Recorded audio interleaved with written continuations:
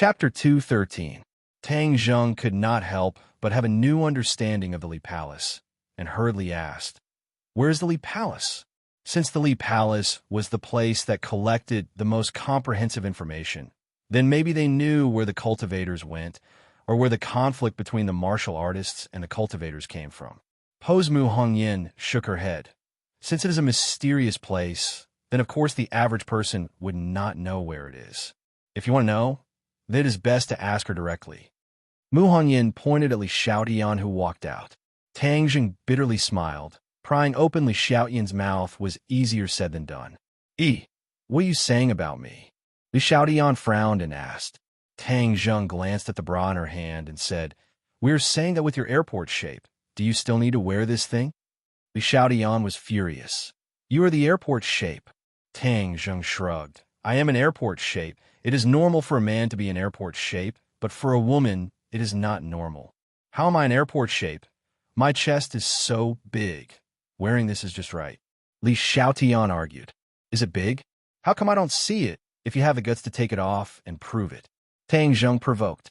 Since Li Xiaotian was always like a ghost, then why not just make her angry and leave? Li Xiaotian fiercely glared at Tang Zheng, then suddenly had an idea and said, "I already said that men are not good things. On the train you took advantage of me, and now you want to see my chest." When these words came out, the surrounding women all glared at him. This guy was too shameless. He had already taken advantage of her, and now he made such a vulgar request.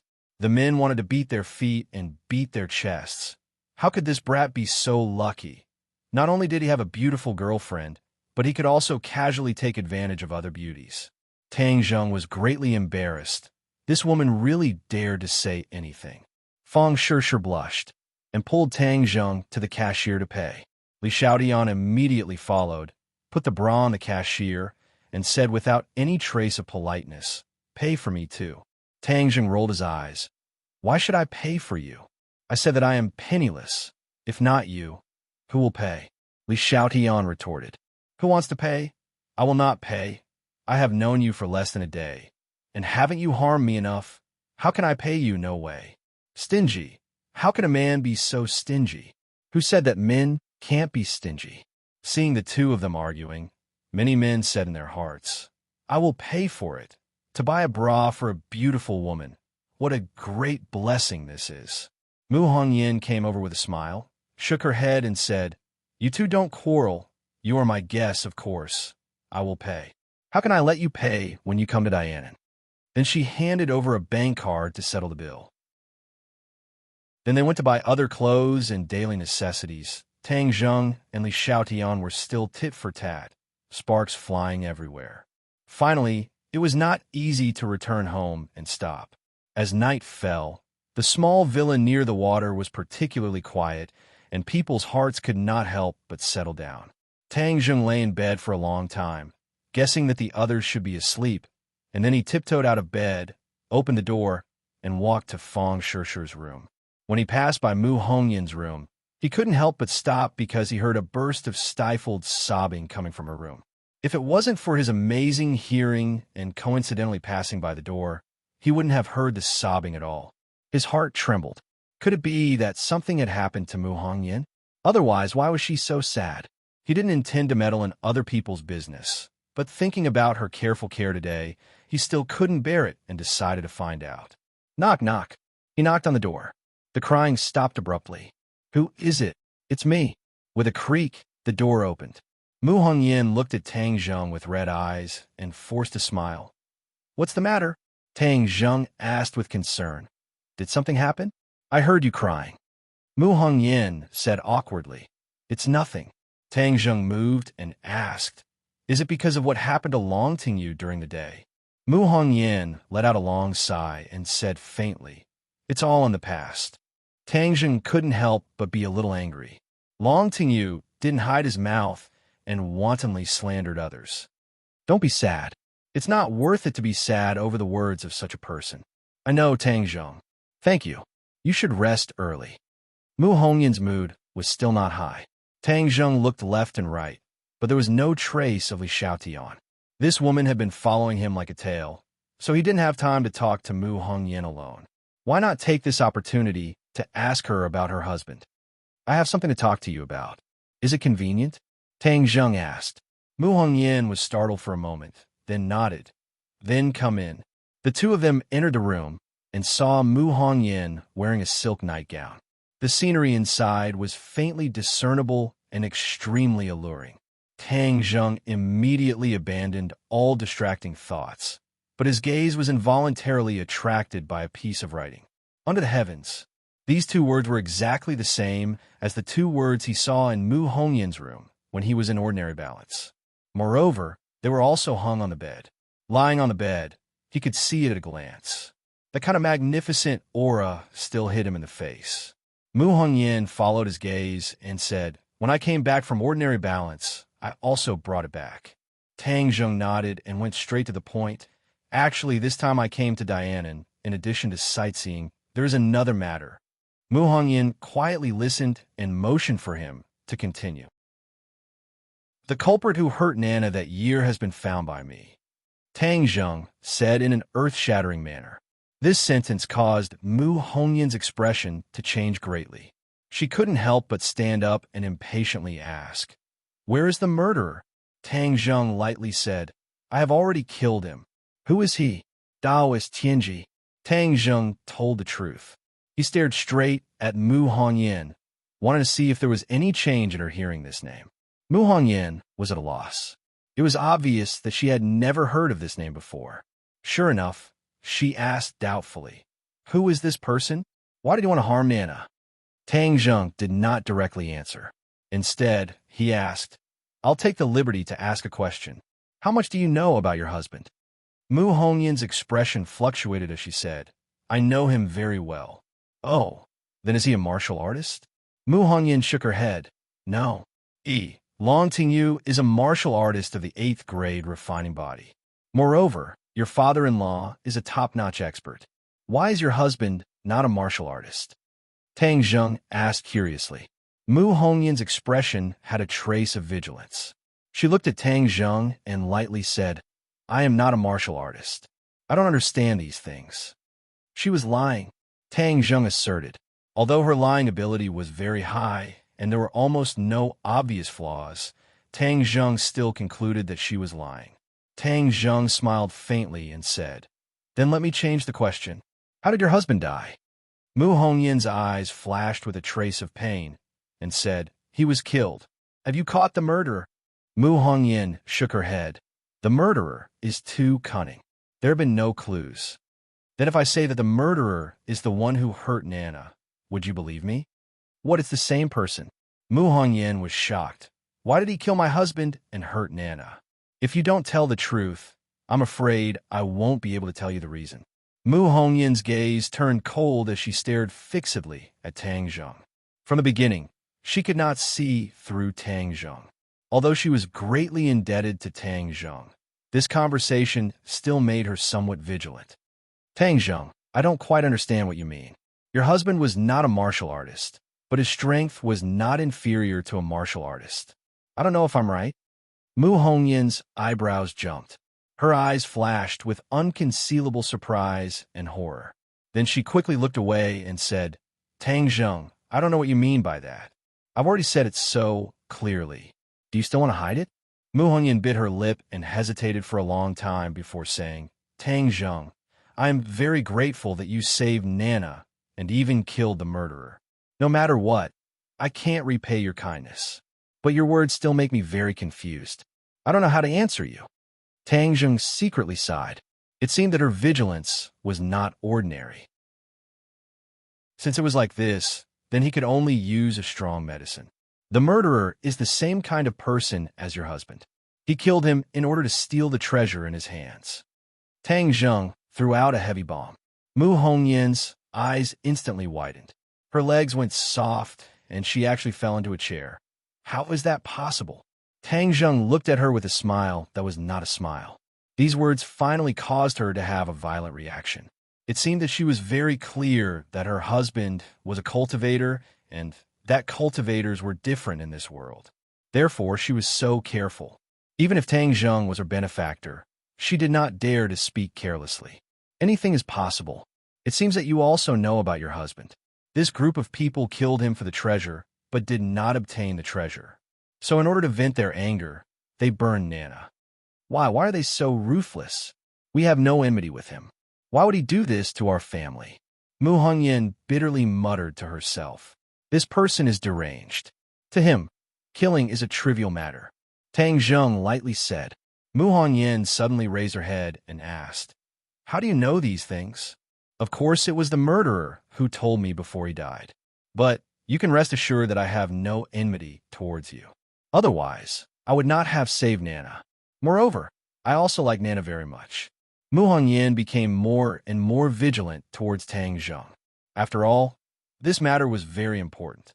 Even if Tang Zheng was her benefactor, she did not dare completely trust him. From her eyes, Tang Zheng could already read her thoughts. But he did not care. If it was anyone else, they would have the same reaction as her. Your husband is a cultivator. Who else knows this secret? Cultivator. Mu Hongyan's lips trembled. It had been many years since she heard these two words. These two words were like a nightmare. Because of this identity, her happiness had turned into nothing.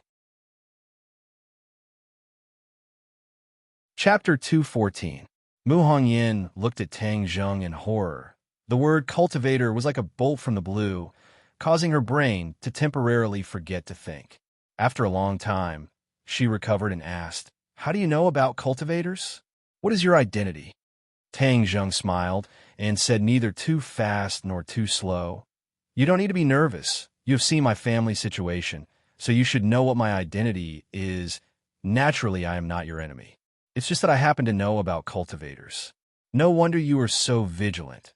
After all, cultivators are different in the eyes of others." Mu Hongyan recalled the process of meeting Tang Zheng.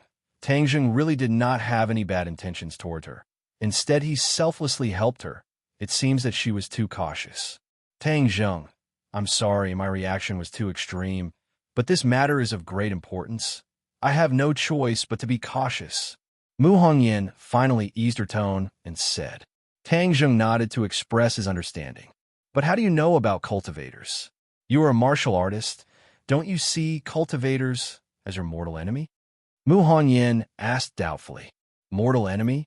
Tang Zheng snorted. In this world, there are many martial artists who do not even know about the existence of cultivators. What mortal enemy is there? Moreover, cultivators do not threaten martial artists. Is there a need to be so antagonistic like fire and water?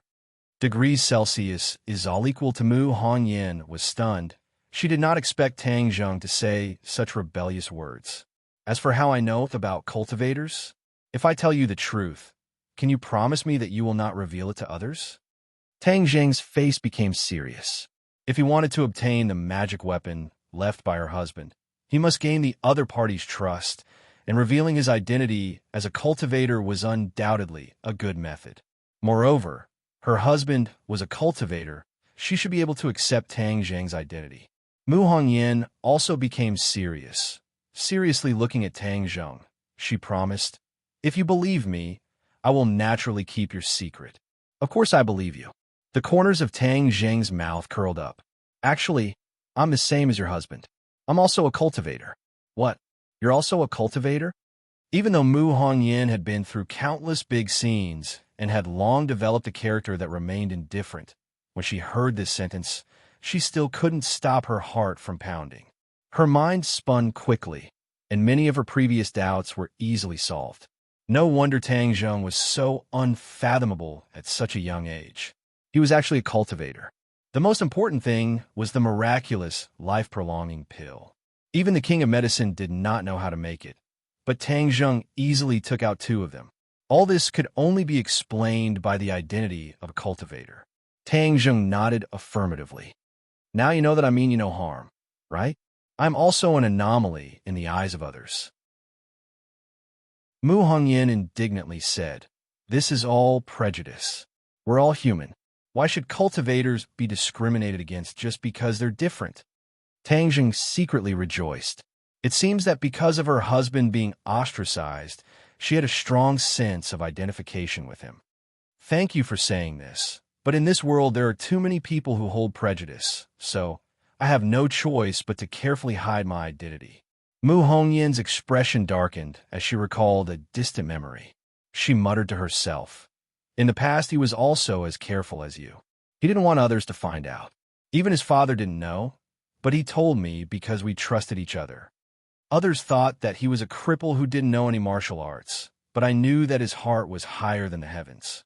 Mu Hongyan said as she looked at the words on the wall. He became a cultivator by chance. When others laughed at him, he silently cultivated. He believed that one day he would be able to soar into the sky and let everyone who looked down on him see how powerful he was.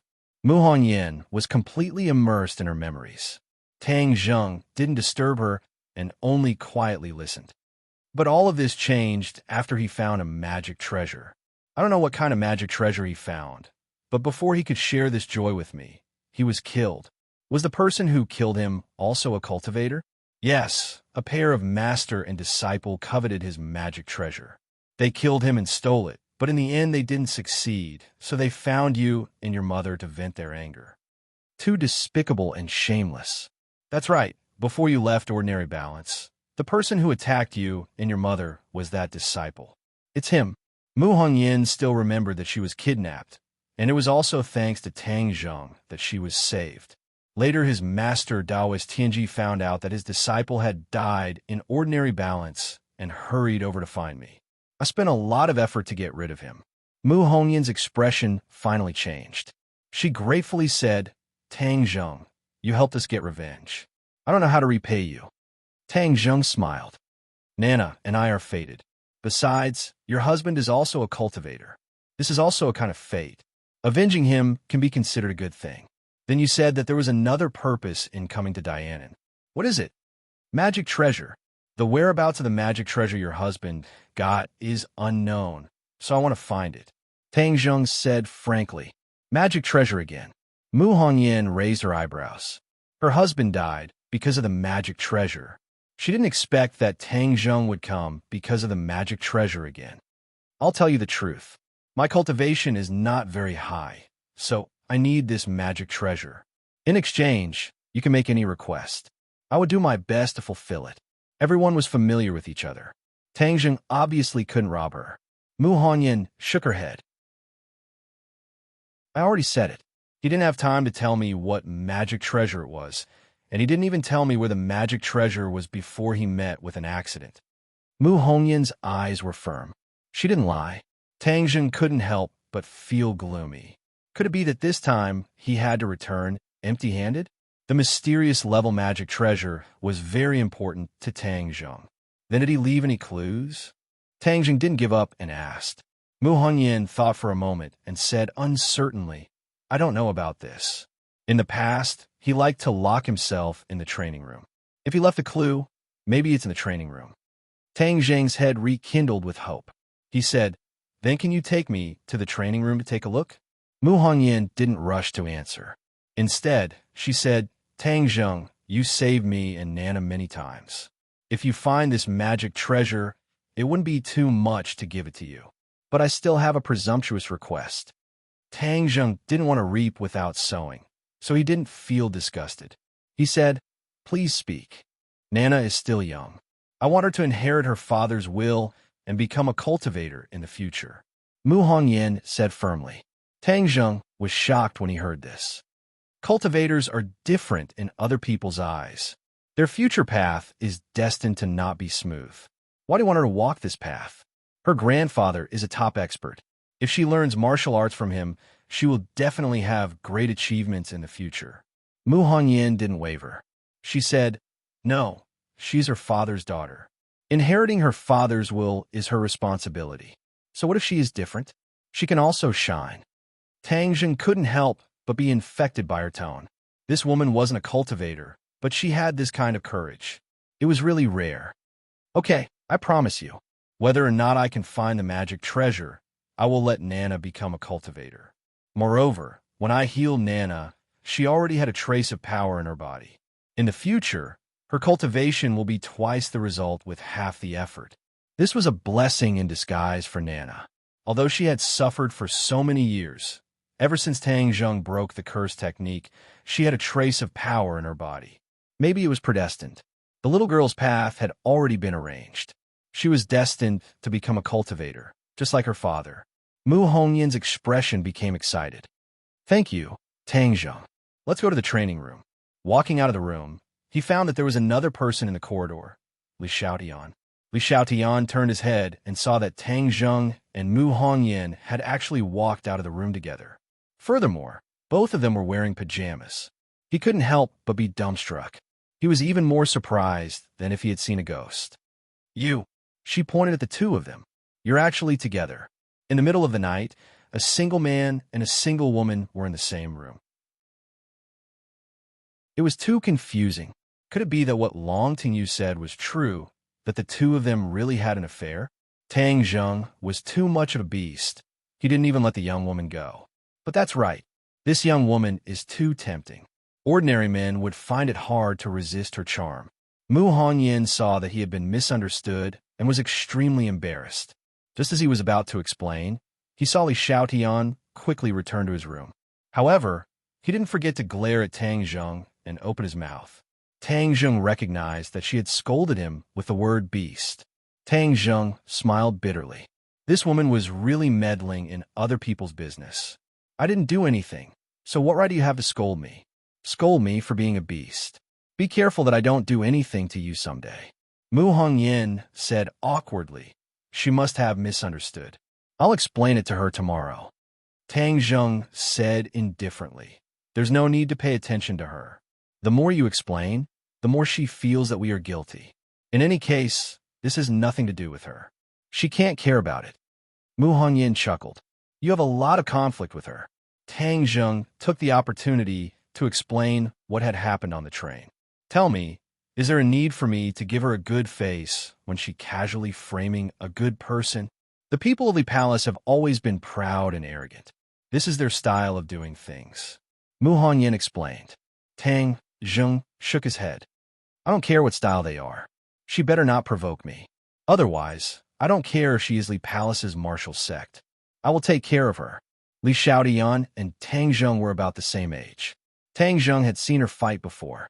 Although he couldn't see what cultivation level she was at, he was confident that even if the two of them fell out, he would still have a way to protect himself. Therefore, he wasn't afraid of her. Mu Hongyan had a whole new level of respect for him. Who knows how many people in this world are afraid of Li Palace, but you are not afraid at all. You really are young and promising. As they spoke, the two of them had already arrived at the training room. This training room was in the basement. Above them was a large piece of transparent glass. On top of it, there was a ripple of light. The basement was actually at the bottom of the lake. It must have taken a lot of effort to build it. Tang Zheng suddenly realized that cultivating at the bottom of the lake could not only hide his identity, but he could also continuously absorb spiritual energy from the lake. It was killing two birds with one stone. Chapter 2:15. The practice room was not big, and the light shone on the transparent glass, making the water ripple, giving off a mysterious and tranquil beauty. Sogu, 360, so. Tang Zheng began to search, but the room did not have any cabinets or other places to store things. It was simply empty. Seeing that he had already searched twice but still found nothing, Mu Hongyan said, Ever since my husband passed away, I have rarely come to this room, but I have not touched a single brick or piece of wood in here. Tang Zheng stopped and lowered his head in contemplation. Magic treasures were very important things, so of course they would not be placed in an open place. He suspected that the heavenly secret Taoist had also secretly infiltrated this home and searched everywhere, so naturally he would not have let go of this practice room. But the other side was like him, not finding anything, which meant that magic treasures were not easy to find. Could it be that the magic treasures are in other places? Tang Zheng was puzzled and asked, Does he have other places that he often stays in? Mu Hongyan shook her head. He spends most of his time cultivating in the practice room. That's strange. I've already searched twice and did not miss a single detail. So why haven't I found a single clue? Tang Zheng shook his head in puzzlement. Could it be that he hid the magic treasures in other places? Or could it be that I am not fated to find this magic treasure? Tang Zheng could not help but feel a little discouraged. If he continued to search like this, there would be no need for him to do so. Even if it was daybreak, it would only make Li Xiaotian suspicious. He shook his head in disappointment and no longer searched, leaving the practice room with Mu Hongyan. Tang Zheng, I'm sorry, but I really do not have any other useful information to provide. Mu Hongyan said in shame. Tang Zheng casually said, magic treasures are something that can only be found by chance. Don't worry, I will still teach nanotechniques, but with Li Xiaotian here, I'm afraid she will find out. So when Nana grows up a bit, I will personally teach her the method of cultivation. Mu Hongyan smiled in relief. Thank you. After the two of them separated, Tang Zheng quietly sneaked into Fang Shishi's room. Tang Zheng truthfully told her about his conversation with Mu Hongyan. Fang Shishi advised him not to worry about it. Then, after a round of passionate lovemaking, she soothed his soul and fell into a deep sleep. In the next few days, they were not idle. Under the leadership of Mu Hongyan, they toured the mountains and rivers of southern Yunnan. The scenery in Dianan was indeed beautiful. It preserved the most natural scenery, which made Tang Zheng and Fang Shishi, two people who had lived in the city since childhood, very happy. Tang Zheng also temporarily put aside the disappointment of not finding a magic treasure and immersed himself in the mountains and rivers. He found a clue. The spiritual energy in the mountains and rivers was obviously much richer than in the city, even more abundant than in the ordinary Balance Mountain. If it weren't for Li Xiaotian watching from the side, he planned to use the spirit-gathering pill to absorb the spiritual energy of heaven and earth in the mountains and quietly cultivate for a period of time. Today, they drove to the highest and most dangerous fairy peak in southern Yunnan. It was said that in ancient times, fairies descended to this place, which was how the mountain got its name. The fairy peak was steep, and there was only one winding road up the mountain. Tourists were weaving, but most of them were using vehicles. There were only a few people who hiked up the mountain. Tang Zheng and the others, of course, went up the mountain by car. After looking around, they saw that it was already late, so they went down the mountain by car. Mu Hongyan personally drove, and Tang Zheng sat in the passenger seat, holding Nana in his arms. This girl was more and more clingy to Tang Zheng, and she wanted to hang on him all the time. She had more authority than Fang Shishi, his official girlfriend. However, no one cared about this child. Instead, they thought she was very cute. The car drove at a constant speed. There was a curve in front of them. Suddenly, there was a violent crash. Then, everyone in the car felt like they were about to fly. Be careful, Tang Zheng shouted.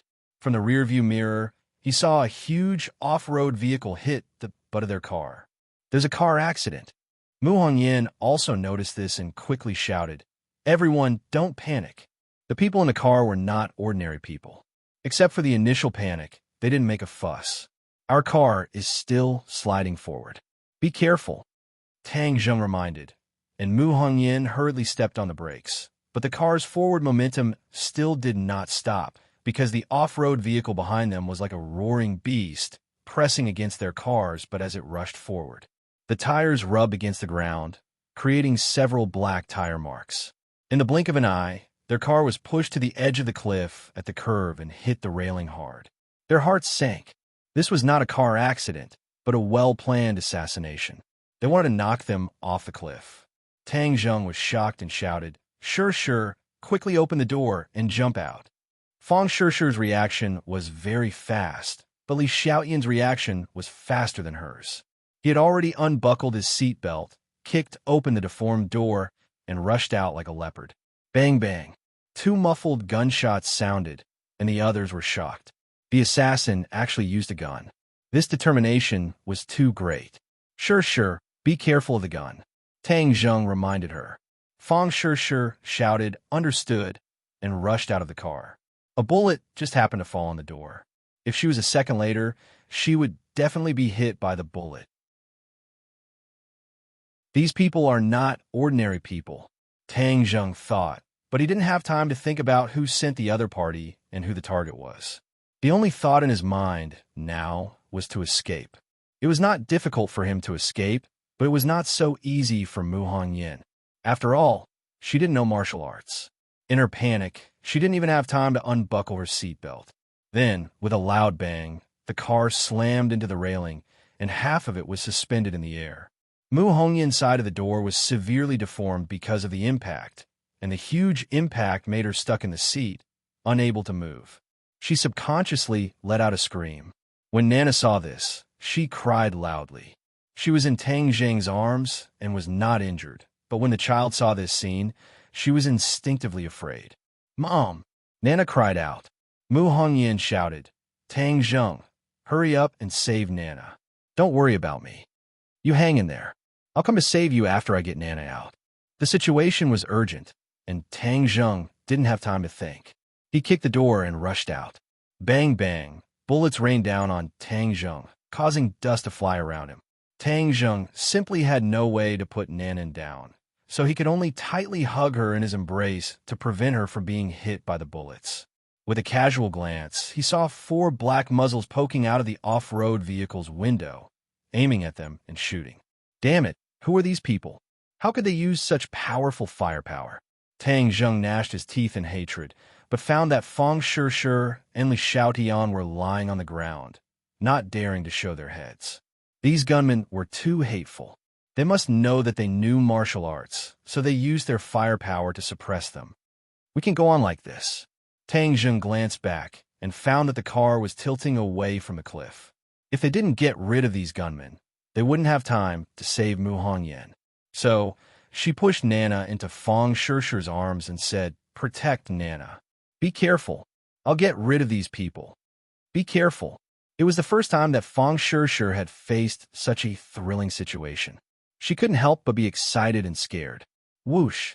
Tang Zheng rushed out, and the bullets almost brushed past his body. He roared, and with a wave of his hand, a few stones that he picked up in passing shot into the windshield. Puff! Under the broken windshield, the driver was hit by a stone on the spot and suddenly fell on the steering wheel. Suddenly, the off-road vehicle sped up. At such a close distance, Tang Zheng could even see the surprise on the faces of the other gunmen. Obviously, they didn't expect Tang Zheng's reaction to be so fast. Moreover, the driver stepped on the gas pedal before he died, so the off-road vehicle rushed toward Tang Zheng like a runaway horse. Tang Zheng quickly moved aside. Seeing the off-road vehicle speeding past him, Tang Zheng quickly grabbed the window with his arm and flew to the roof of the car. Bang! Bang! Bang!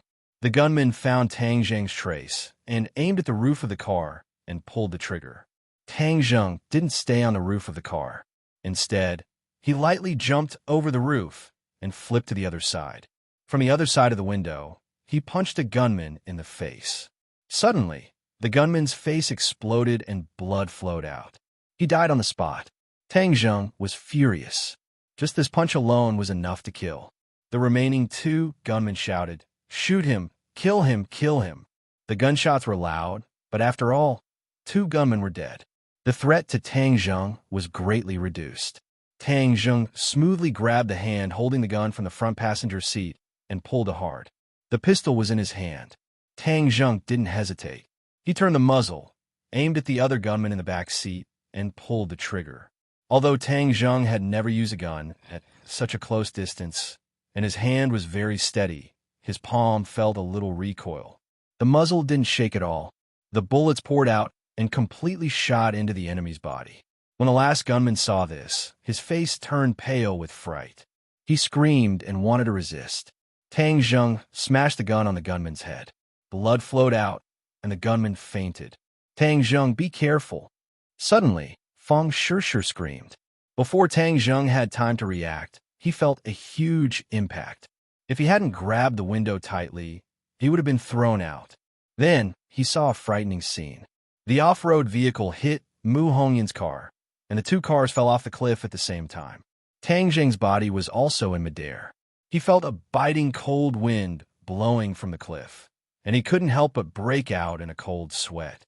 Mu Hongyan's scream came from the car. Tang Zheng almost didn't think. He jumped up, and the 2 cars and 1 person fell down the cliff.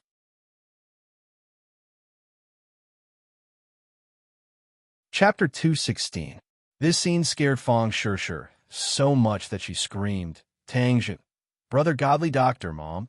Nana also burst into tears. Her tender little face was filled with fear. Her tears were like pearls rolling down her cheeks. Please add, Li Xiaotian also smacked her lips. It was hard to hide her surprise. He really dared to jump. Tang Zheng threw himself onto Mu Hongyan's car and quickly got into the car. He saw Mu Hongyan's face was ashen. She was already in despair. When she saw Tang Zheng, Mu Hongyan shouted in surprise, "What are you doing here?" "I said I would save you." "Naturally, I will come to save you." Tang Zheng pulled out War Soul from under the seat. He even brought War Soul with him when he came out for a trip. War Soul flashed with a black light and slashed the other side of the car door. Mu Hongyan immediately regained her freedom. Tang Zheng quickly held her in his arms and rushed out of the car. The mountain wind whistled. The two of them stood on the roof of the rapidly falling car. They found that the car had already fallen more than 100 meters. Tang Zheng could only see Fang Shirshir's face full of concern at the edge of the cliff. He also heard the heart-wrenching cries. Tang Zheng's heart thumped as he thought to himself that the situation was not good. He had overestimated himself. Even though he did all of this in a short amount of time, under the influence of gravity, the speed of the car's descent was even faster than the speed at which he saved people. The distance of falling more than 100 meters was almost instantaneous. Now, Tang Zheng had no way to rush to the top of the mountain. He was unwilling to give up. With a tap of his foot, he heavily stepped on the roof of the car. The two of them quickly rose into the air. However, they were still unable to rush to the top of the cliff that was more than 100 meters high. Then, the two of them quickly fell down like cannonballs. The mountain wind whistled in their ears. Tang Zheng held the sword in one hand and Mu Hongyan in the other. His expression gradually changed. This was a cliff that was thousands of meters high. If he fell down, he would definitely be smashed to pieces. Not even his ashes would be left. Mu Hongyan felt her entire body turn cold. Was she going to die just like that? He would never be able to see Nana again. He would not be able to accompany her as she grew up. "Nana," she shouted loudly, but her voice was drowned out by the whistling mountain wind. Indescribable sorrow and despair welled up in her heart. But when she saw Tang Zheng holding her, she felt even more guilty. He actually risked his life to save her. "Tang Zheng, you shouldn't have saved me. Now you're going to fall off the cliff with me." The mountain wind howled, and she finally managed to finish her sentence. Tang Zheng forced a smile. "I promised to save you, so I naturally had to do it. But it seems that I didn't do it in the end. I can't save you." "I'm sorry, Tang Zheng." Mu Hongyan's face revealed a look of despair. Tang Zheng could no longer see Fang Shirshir's face above his head. He only felt that he was falling faster and faster. He turned his face with difficulty and found that the ground was getting closer and closer. It was pitch black. Boom! The two cars hit the ground first, splashing up pitch-black soil. He used all his strength to hold onto Mu Hongyan. He used the ancient Clear Heaven Scroll and mobilized all his true chi to cover his whole body. He hoped that his body could offset the impact of the fall. Pung! With a muffled sound, Tang Zheng felt a huge pain spread throughout his body. Then his vision turned black and he lost consciousness. At the top of the mountain, Fang Shirshir's throat was almost hoarse from shouting. If she was not holding Nana in her arms, she would have jumped down without a care for her own safety. Li Xiaotian looked at all of this in disbelief. Tang Zheng actually died like this. No matter how rich her imagination was, she would never have thought of this scene. She had always wanted to find out more about Tang Zheng, but now everything was meaningless. "Fang Shirshir, don't cry. It's useless crying," Li Xiaotian persuaded. "Go away, you bad woman." Fang Shirshir angrily roared. Nana had long been sobbing. "Mom, brother godly doctor, where did you go?" "Nana wants to see you, sob, sob, sob." Li Xiaotian stood to the side resentfully. She looked at the bottomless cliff and did not say a word. This big movement had attracted everyone's attention. Many passing tourists stopped to watch. All the cars stopped, and traffic was congested. However, no one dared to step forward. This was not an ordinary traffic accident, but an assassination. Ordinary people did not dare to act rashly and could only watch from afar. Not long after, the police station in the scenic area came. They controlled the scene and evacuated the guests. The news of Mu Hongyin being attacked and falling off the cliff was immediately transmitted back. Mu Hongyin was a celebrity in Dianan. It could be said that she was a household name. After all, she was in charge of the Long family's huge business empire. Moreover, she was capable and beautiful. Of course, she could attract many people's attention and was the object of admiration. Not long after, a helicopter flew to the edge of the cliff and hovered above their heads. Whiz! A person jumped down from a height of more than 10 meters and landed lightly on the ground, safe and sound. Hiss! Many people sucked in a breath of cold air. An expert. This was a real expert. Everyone stared at this expert with wide eyes. It was a hale and hearty old man, Long Xianyuan. Long Xianyuan stood at the edge of the cliff with a gloomy face. He looked down and then retracted his gaze. Almost no one dared to breathe. The atmosphere was extremely oppressive and the scene was extremely quiet. Who did it? No one answered his question, and no one knew the answer. The scene fell into a dead silence. Long Xuanyuan's anger seemed to be about to explode at any time. No one dared to approach him. He took a deep breath and suppressed his anger. He asked again, Hongyin and Tang Zheng really fell off the cliff? Li Xiaotian finally spoke. He nodded and said, I saw it with my own eyes. Fang Shishir sobbed and said, Master Long, you must find them. You must save them. Nana, who had fainted because of sadness, woke up again.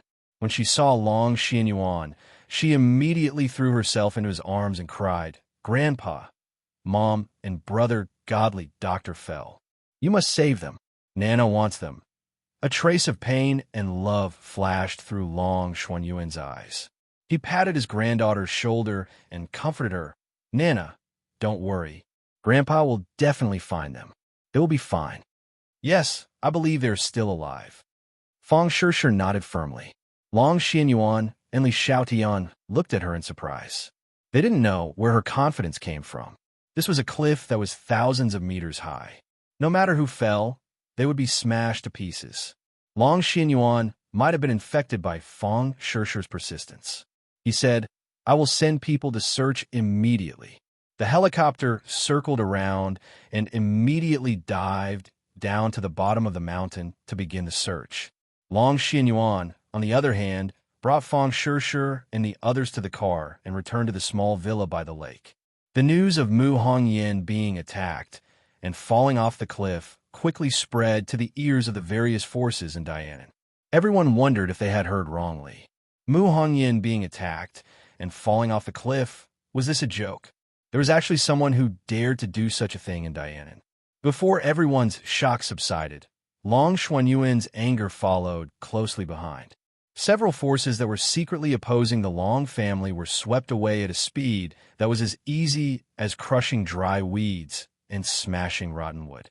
The atmosphere of the entire Dianan became oppressive, and an inexplicable pressure pervaded the air. Everyone immediately expressed that this matter was not done by them. The Long family was a veritable local tyrant in Dianan. Many people relied on the Long family to make a living. Assassinating Mu Hongyin was like poking a hornet's nest. Long Xianyuan didn't listen to one side of the story. Not only did he continue to send a large number of people to investigate, but he also focused on the investigation of the gunmen. In the end, the investigation found that a group of foreign assassins had recently appeared in Dianan, and this matter was done by them. This group of foreign assassins obviously didn't know Mu Hongyin's identity, so they only thought of her as an ordinary rich person. They never thought that she would have such a prominent identity. It was no wonder. The local forces in Dianan knew how terrifying this matter was. It was simply impossible to do it. Only the foreign forces didn't know the details and poked such a big hornet's nest. The search of the helicopter quickly came to a preliminary result. There was a large area of forbidden death below the fairy peak. The people of Dianan were very clear about it. There were many swamps in this area, and miasma filled the air. The search was very difficult, and for the time being, The bodies of the two people had not been found. The so-called most beautiful place was often the most dangerous place. The fairy peak was like this. The scenery at the top of the mountain was beautiful, but at the bottom of the mountain was an endless forbidden death zone. It was connected with other undulating mountains and was a primitive mountain range. Even though the tourism industry was developed, Dianan did not develop this primitive mountain range. This was because ferocious beasts ran rampant, swamps were everywhere, and miasma filled the air. Once an ordinary person inhaled a large amount of miasma, it was enough to be fatal. Moreover, the countless swamps were like bloody mouths, swallowing the lives of those who entered. Every year, there were many exploration teams that entered this forbidden death zone, but they never came out again. In the past few years, there were fewer and fewer people exploring. Everyone gradually understood that this forbidden death zone was the hunting ground of the Grim Reaper, and it was better not to touch it. Under the pressure of Long Xianyuan, his subordinates wore gas masks and searched this small area for 3 days and 3 nights, but they still found nothing. Many people thought that although they did not find the bodies, they must have been swallowed by the swamps that ate people without spitting out the bones. The Long family fell into a state of sadness, but there were some people who were not sad. Long Tingyu had been secretly happy for the past few days, and he was extremely happy. This was because the real culprit of this assassination was him. He had specially invited foreign forces to do this business in order to not expose himself. Now, he had finally gotten what he wanted. However, he also had a little regret. He had originally planned to kill Tang Zheng alone and then capture Mu Hongyan alive. This way, he could fulfill his wish and get Mu Hongyan, this beauty, into bed. However, Tang Zheng's reaction was too intense. He directly killed the other party's driver, causing both parties to fall off the cliff. Although it was a little regretful, Long Tengyu was still very happy because his gaze was fixed on other prey. Since Tang Zheng was dead, then his beautiful girlfriend had become an ownerless object. Without Mu Hongyan, then let Fang Shishir take over.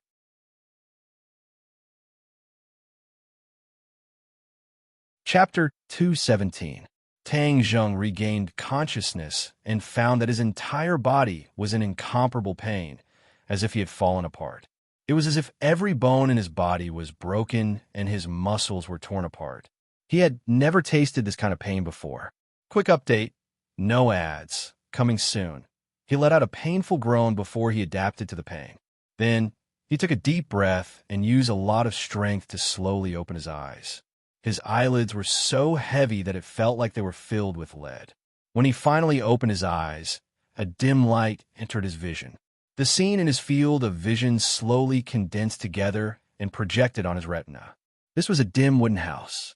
The wind was blowing all around, and there was light coming in through the cracks in the wood. Tang Zheng was lying on a cold wooden bed. His body was tied to the bedboard by ropes, making him unable to move. What's going on? Why am I tied up? Didn't I fall off the cliff with Mu Hongyan? Shouldn't I be dead? Is this the ghost realm? No. Tang Zheng had heard a little about the ghost realm from Tian Chanzi. This was definitely not the ghost realm. Moreover, after people died, they became ghosts and were muddle-headed. How could they be as clear-headed as he was? He could still remember everything that happened before, and the feeling of his body was so real. I'm not dead. Tang Zheng immediately judged this point. Although his whole body was in unbearable pain, this news still made him very excited. As long as he was not dead, there was still hope. But who saved him? Why did they help him? And where was this place? A series of questions came one after another, and he felt a splitting headache. It seemed that the injury was too serious to even think about it. Let's check the condition of my body first. Tang Zheng hurriedly operated. The true fire in his sea of consciousness was dim, and the purple flame was half of what it used to be. The true qi in his body was almost exhausted. Almost all the bones in his body had different degrees of damage. His arm and leg bones were broken, and several of his ribs were broken. His muscles were also torn, and even his internal organs were shaken and displaced. If he had not used his true qi to protect the key parts of his body, he was afraid that the situation would be worse. He couldn't help but smile bitterly. His body's condition was unprecedentedly bad. Even if he wasn't tied up, he wouldn't be able to move. However, the most important thing now was to figure out where he was and whether the person who had saved him was an enemy or a friend. "And what about Mu Hongyan? Is anyone there?" he called weakly. Creak. The door was pushed open, and a young man with a gloomy face walked in. His eyes were like an eagle's, bright and spirited. "Thank you for saving me. May I ask where this place is?" Tang Jing finally let out a sigh of relief and asked impatiently. The young man didn't say a word, looking down at him like a tiger eyeing its prey. Tang Jing's head thumped. "This look is not good. I didn't do anything bad. Is there a need to be so hostile?" "Hello." Tang Jing tried to say hello again. The young man didn't move, making Tang Jing wonder if he was a mute. Their eyes met, and after a moment, the young man coldly asked, "Who are you?" Tang Jing let out a sigh of relief. Since the young man spoke, then there was a way to communicate. So he quickly said, "I am an ordinary person. I fell from the top of a cliff and woke up here. Was it you who saved me?" "Thank you. Also, I have a companion. I don't know how she is." The young man didn't answer. Tang Jing secretly felt bad. Could it be that Mu Hongyan died? Then Nana would become a real orphan. "She didn't die," the young man suddenly said. Tang Jing almost rolled his eyes. "Can you not speak so slowly? You almost scare me to death. You are a liar, not a good person," the young man decisively said. Tang Jing was stunned. "How did I become a liar? You don't even know me. You are lying. You're not an ordinary person," the young man said. "Not an ordinary person." Tang Jing's head trembled, and his face became serious. Could it be that the other party discovered something? He didn't have time to think about this problem when a burst of footsteps sounded, getting closer and closer. He saw an old man surrounded by a group of people walk in. This old man had a head full of snow-white hair and a long beard. His face was full of wrinkles, and his face was somewhat pale, but his eyes were full of wisdom, as if they could see through people's hearts. The old man sat down in front of the bed and stared at Tang Jing without blinking. He asked in an amiable manner, "This little brother, you fell off the cliff and were saved by my clansmen when they were hunting. Now you are safe." Tang Jing said that he was afraid it might not be safe, but after all, it was the other party who saved him. He hurriedly said, "Thank you for saving my life. I have a few questions to ask, little brother," the old man politely said. Tang Jing was a fish on the chopping block, so he naturally couldn't refuse. He softly said, "Please ask, is this your sword?" The old man took out a sword from behind him and asked. Tang Jing's eyes narrowed. This was his war soul sword. He didn't expect it to fall into the hands of the other party, but he was relieved. At least the war soul sword was not lost. Otherwise, he would have suffered a great loss. Seeing the other party ask about the war soul sword so seriously, Tang Jing hesitated. Should he admit that this was his sword or not? "The elder asked you a question. Why are you hesitating? You must be thinking of how to lie. Elder, this person is definitely not a good person. You must not believe his words," the young man from before said with hostility. The elder turned a deaf ear and still looked at Tang Jing without batting an eyelid, waiting for his answer. Even the people behind him held their breaths and looked at Tang Jing at the same time. Being looked at by so many complicated eyes, Tang Jing felt an indescribable pressure. He didn't know the consequences of admitting or not, and he couldn't figure out the other party's background. In the end, he hesitated for a long time and decided to tell the truth. "This is my sword." The elder's eyebrows showed a trace of undetectable excitement, but it was caught by Tang Jing. He knew that he had made the right bet. "Then may I ask who little brother is?" the elder asked again. The young man quickly said, "Elder, I have already asked him this question." He did not tell the truth and said that he was an ordinary person. The elder waved his hand, indicating that the other party should not speak. He then looked at Tang Jing, waiting for his answer. Tang Jing was puzzled. How should he answer this question? What was the other party's intention? "I am just an ordinary person who accidentally fell off the cliff with a friend." A light flashed in the elder's eyes as he said, "If little brother is just an ordinary person, then I am powerless. Your injuries will cripple you for the rest of your life, and you will lie in bed for the rest of your life. Then you can only stay here until you die of old age. Tang Zheng knew that his injuries were very serious, but according to his words, he had still underestimated the severity of his injuries. More importantly, the other party seemed to be preparing to leave him behind and lie in bed for the rest of his life. Tang Zheng did not dare to imagine what kind of life that would be. Moreover, he still had to take care of his grandfather, stay with Fang Shi, and ordinary balance's huge career. All of this made it impossible for him to stay out of it and be a cripple here. However, he still could not figure out what the other party wanted to hear. Could it be that the other party had discovered some clues from the War Soul Sword? Logically speaking, in the eyes of ordinary people, the War Soul Sword was only a little sharper and could be considered a treasure sword. Unless one could tell that the War Soul Sword was a magic treasure, it would not be able to attract such attention. I want to see my friend first. In the end, Tang Zheng did not reveal his identity as a cultivator.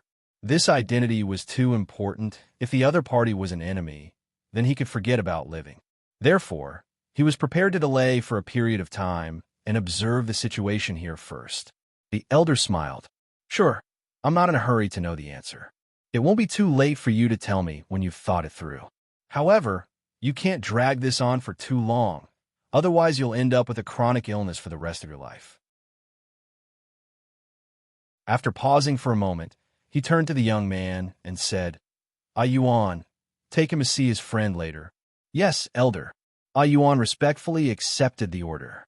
The elder brought the War Soul Sword and the others out of the small wooden house. Only Tang Zheng and Yuan were left in the room. Yuan obviously did not have a good expression on his face towards Tang Zheng. With a gloomy face, he said, No matter how glib your tongue is, I will not believe you. You better not have any bad ideas, otherwise I will mercilessly break your head. Tang Zheng smiled bitterly. I'm about to become a cripple. What bad ideas can I have? Yuan coldly snorted as if he agreed with his words. Please untie the rope and help me to see my friend. Tang Zheng said, Why do you want to untie the rope? Let me tell you, if you don't tell the truth, don't even think about getting me to untie the rope. Then how am I supposed to meet my friend? You can't just tie me to the bed and carry me there. Tang Zheng said doubtfully. You want to lift your small body? You're simply insulting me. Yuan was indignant. Then he grabbed the wooden bed with one hand and gently lifted it up. Even though Tang Zheng's nerves were thick, he couldn't help but feel his eyelids twitch when he saw this scene. If he didn't circulate his energy, he wouldn't be able to lift such a heavy thing with one hand with just his physical strength. However, if he circulated his energy, his strength would increase explosively, so it was possible for him to do so. However, the key point was that this Yuan didn't feel any true qi or inner strength fluctuations from his body. This was very terrifying. Tang Zheng couldn't help but mutter to himself. Just who was the other party? And that elder, although he didn't look much different from an ordinary old man, to be able to make this Yuan be so respectful, he couldn't be an ordinary person. In short, the identities of this group of people were extremely mysterious, and now that he had become their captive, it was hard to predict his fate. Looking at the surprise in Tang Zheng's eyes, a trace of pride flashed across Yuan's eyes. He said, I am the most powerful person in the younger generation of our clan. If you dare to act rashly, I will kill you easier than killing an ant. As he spoke, Yuan walked out of the wooden house with the wooden bed. It was noon and the sun was high in the sky. Tang Zheng subconsciously closed his eyes. After adapting to the sunlight, he slowly opened his eyes again and couldn't help but be dumbstruck.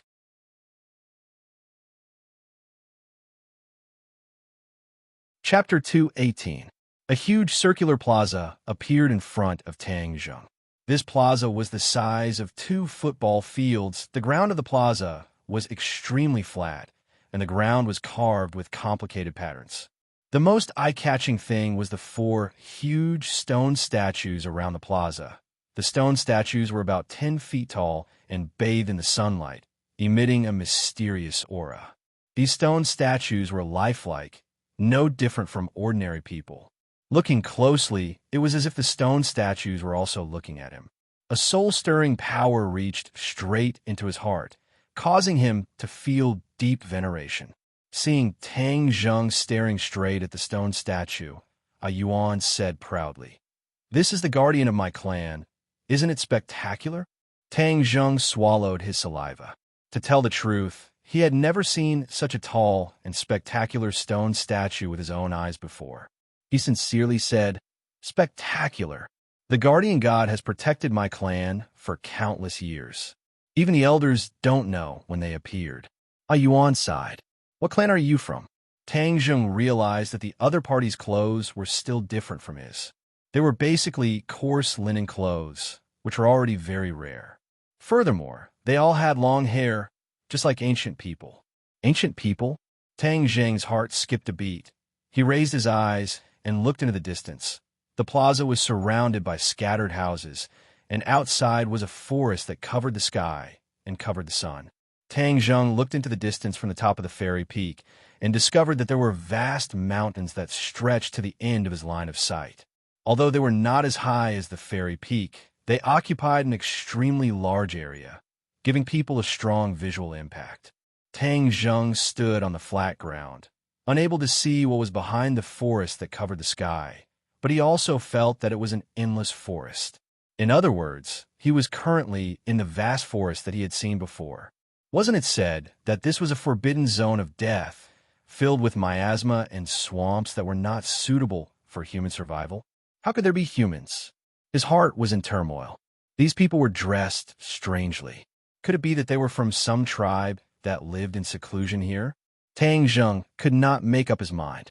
If they were really an ancient tribe that lived in seclusion here, how could they avoid the detection of such high-tech satellites with such advanced technology?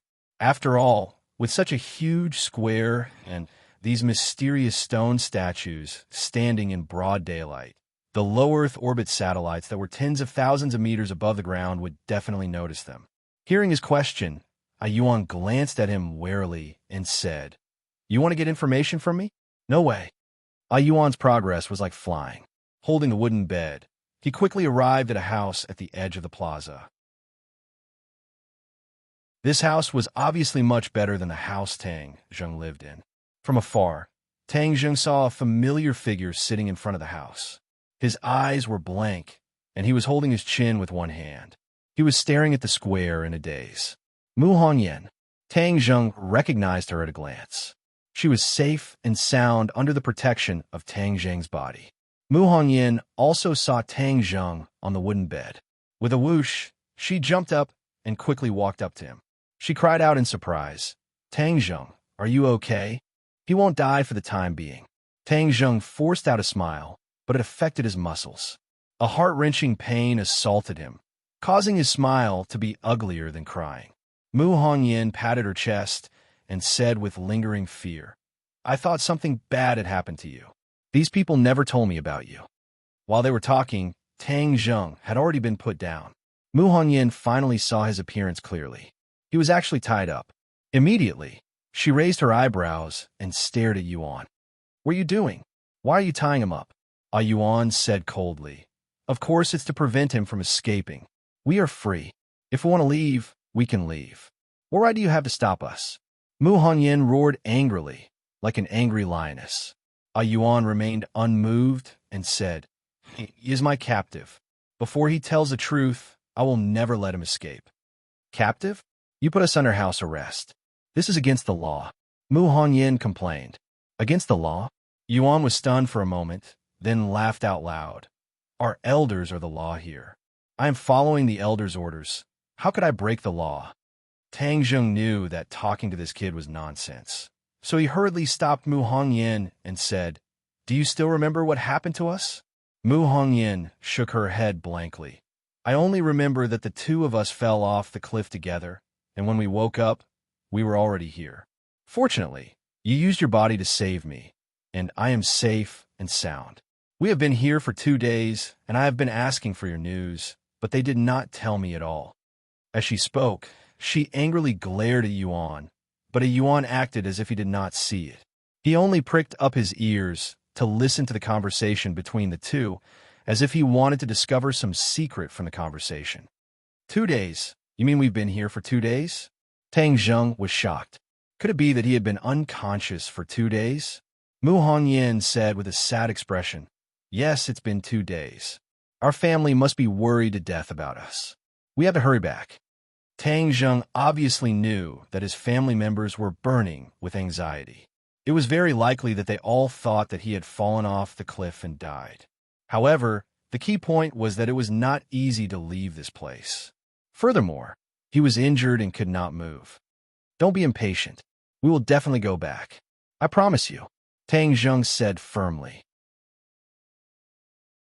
Mu Hongyan looked into his eyes, and her heart softened. Tang Zheng had fallen off the cliff in order to save her, and if it wasn't for protecting her, he wouldn't have been injured to such an extent. All these years, no one had ever dared to give up their lives for her. Her heart seemed to be melting. Hearing Tang Zheng's promise, she did not doubt it. Instead, she believed it without hesitation.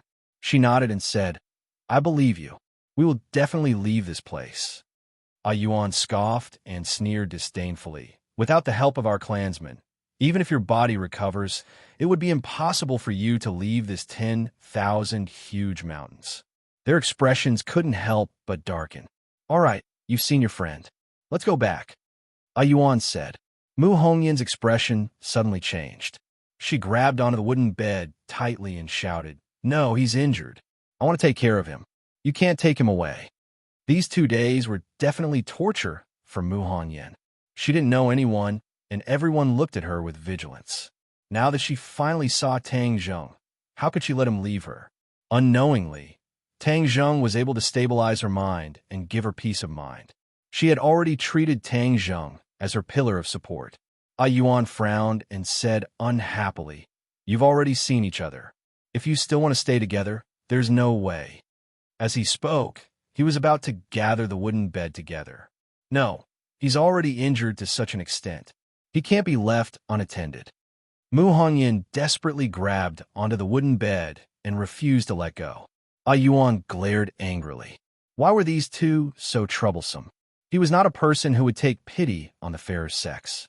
He directly raised his hand, and Mu Hongyan fell into the air.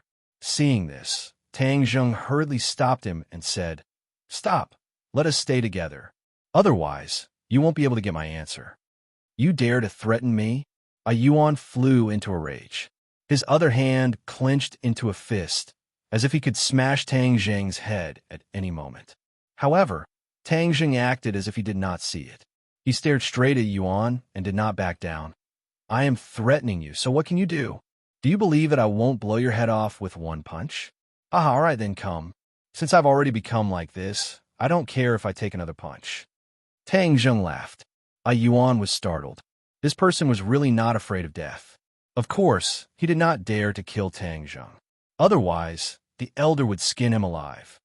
"If you can't make the decision, you can ask your elder," Tang Zheng said. "Just you wait. I will never let you succeed." Ah Yuan angrily put down the wooden bed. Mu Hongyan landed on the ground again. Her legs went soft as she laid on the bed, exhaling like an orchid.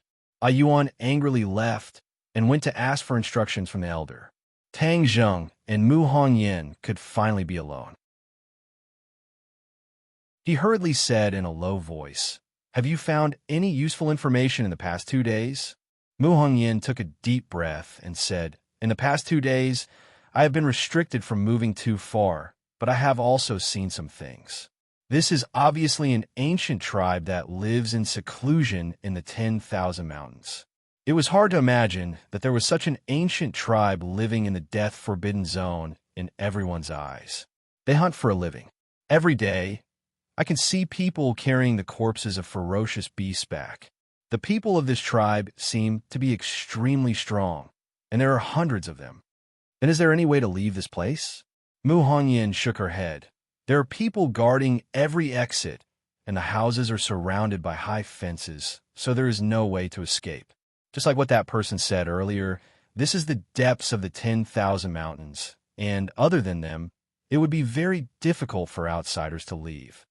As she spoke, her expression couldn't help but darken. She originally thought that she would die without a doubt, but she didn't expect to be saved.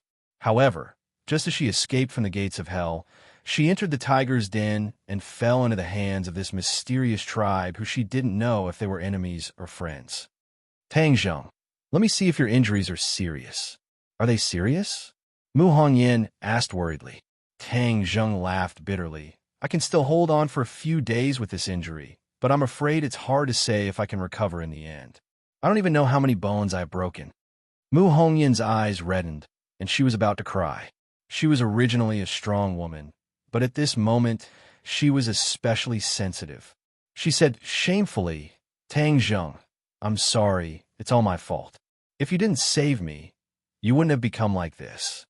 Tang Zheng squeezed out a smile and said, Don't say this. Let's think about how to leave this place. Mu Hongyan wiped the corner of her eyes and said, First of all, we should think of a way to cure your injuries. Tang Zheng secretly sighed. He didn't even have the most basic medicine, so treating his injuries was easier said than done. However, if he didn't treat his injuries, they wouldn't be able to leave. Dong dong dong. A burst of hurried footsteps could be heard. A Yuan returned with an unfriendly expression. Tang Zheng's heart moved and said, Elder, have you agreed? A Yuan coldly snorted. I'm warning you, don't have any bad ideas. Hurry up and tell the truth, otherwise I won't let you off. As he said that, he broke the rope on Tang Zheng's body and lifted him up with one hand. He entered the house and placed him on Mu Hongyan's bed. Then, he picked up the wooden bed outside the house and left unwillingly. Tang Zheng heaved a sigh of relief. Staying with Mu Hongyan would at least make it easier to communicate and understand everything here. Mu Hongyan was also overjoyed. Before Tang Zheng could be happy, he felt a strong urge to urinate in his lower abdomen. He had been unconscious for 2 days, and now he wanted to pee.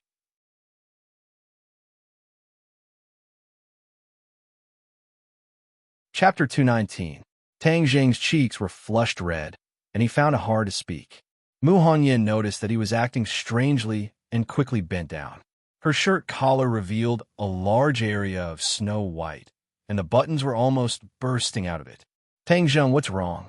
Are you not feeling well? Tang Zheng couldn't move, and he couldn't solve the problem by himself. Could it be that a living person was going to be suffocated to death by urine? He didn't want to die so sullenly, so he stammered, I want to go to the toilet. Mu Hongyan finally understood why his face was so red. She couldn't help but feel a little shy and sad. If it wasn't to save her, how could he not even be able to do such a small thing? So, she didn't hesitate to ask, the big one or the small one? The small one. Tang Zheng's voice was like a mosquito. Wasn't his skin very thick? How could he be so shy at this time? You can't move. Wait for me.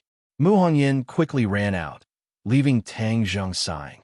He had to find a way to get better, otherwise he would be crippled for the rest of his life. If he couldn't even take care of himself, then it would be better to kill him.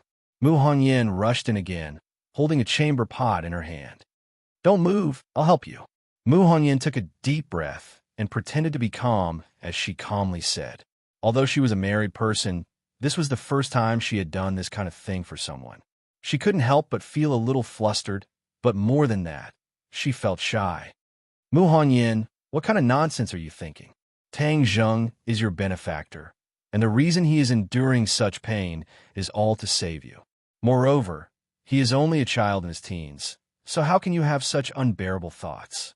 Mu Hongyan asked herself and gradually calmed her emotions.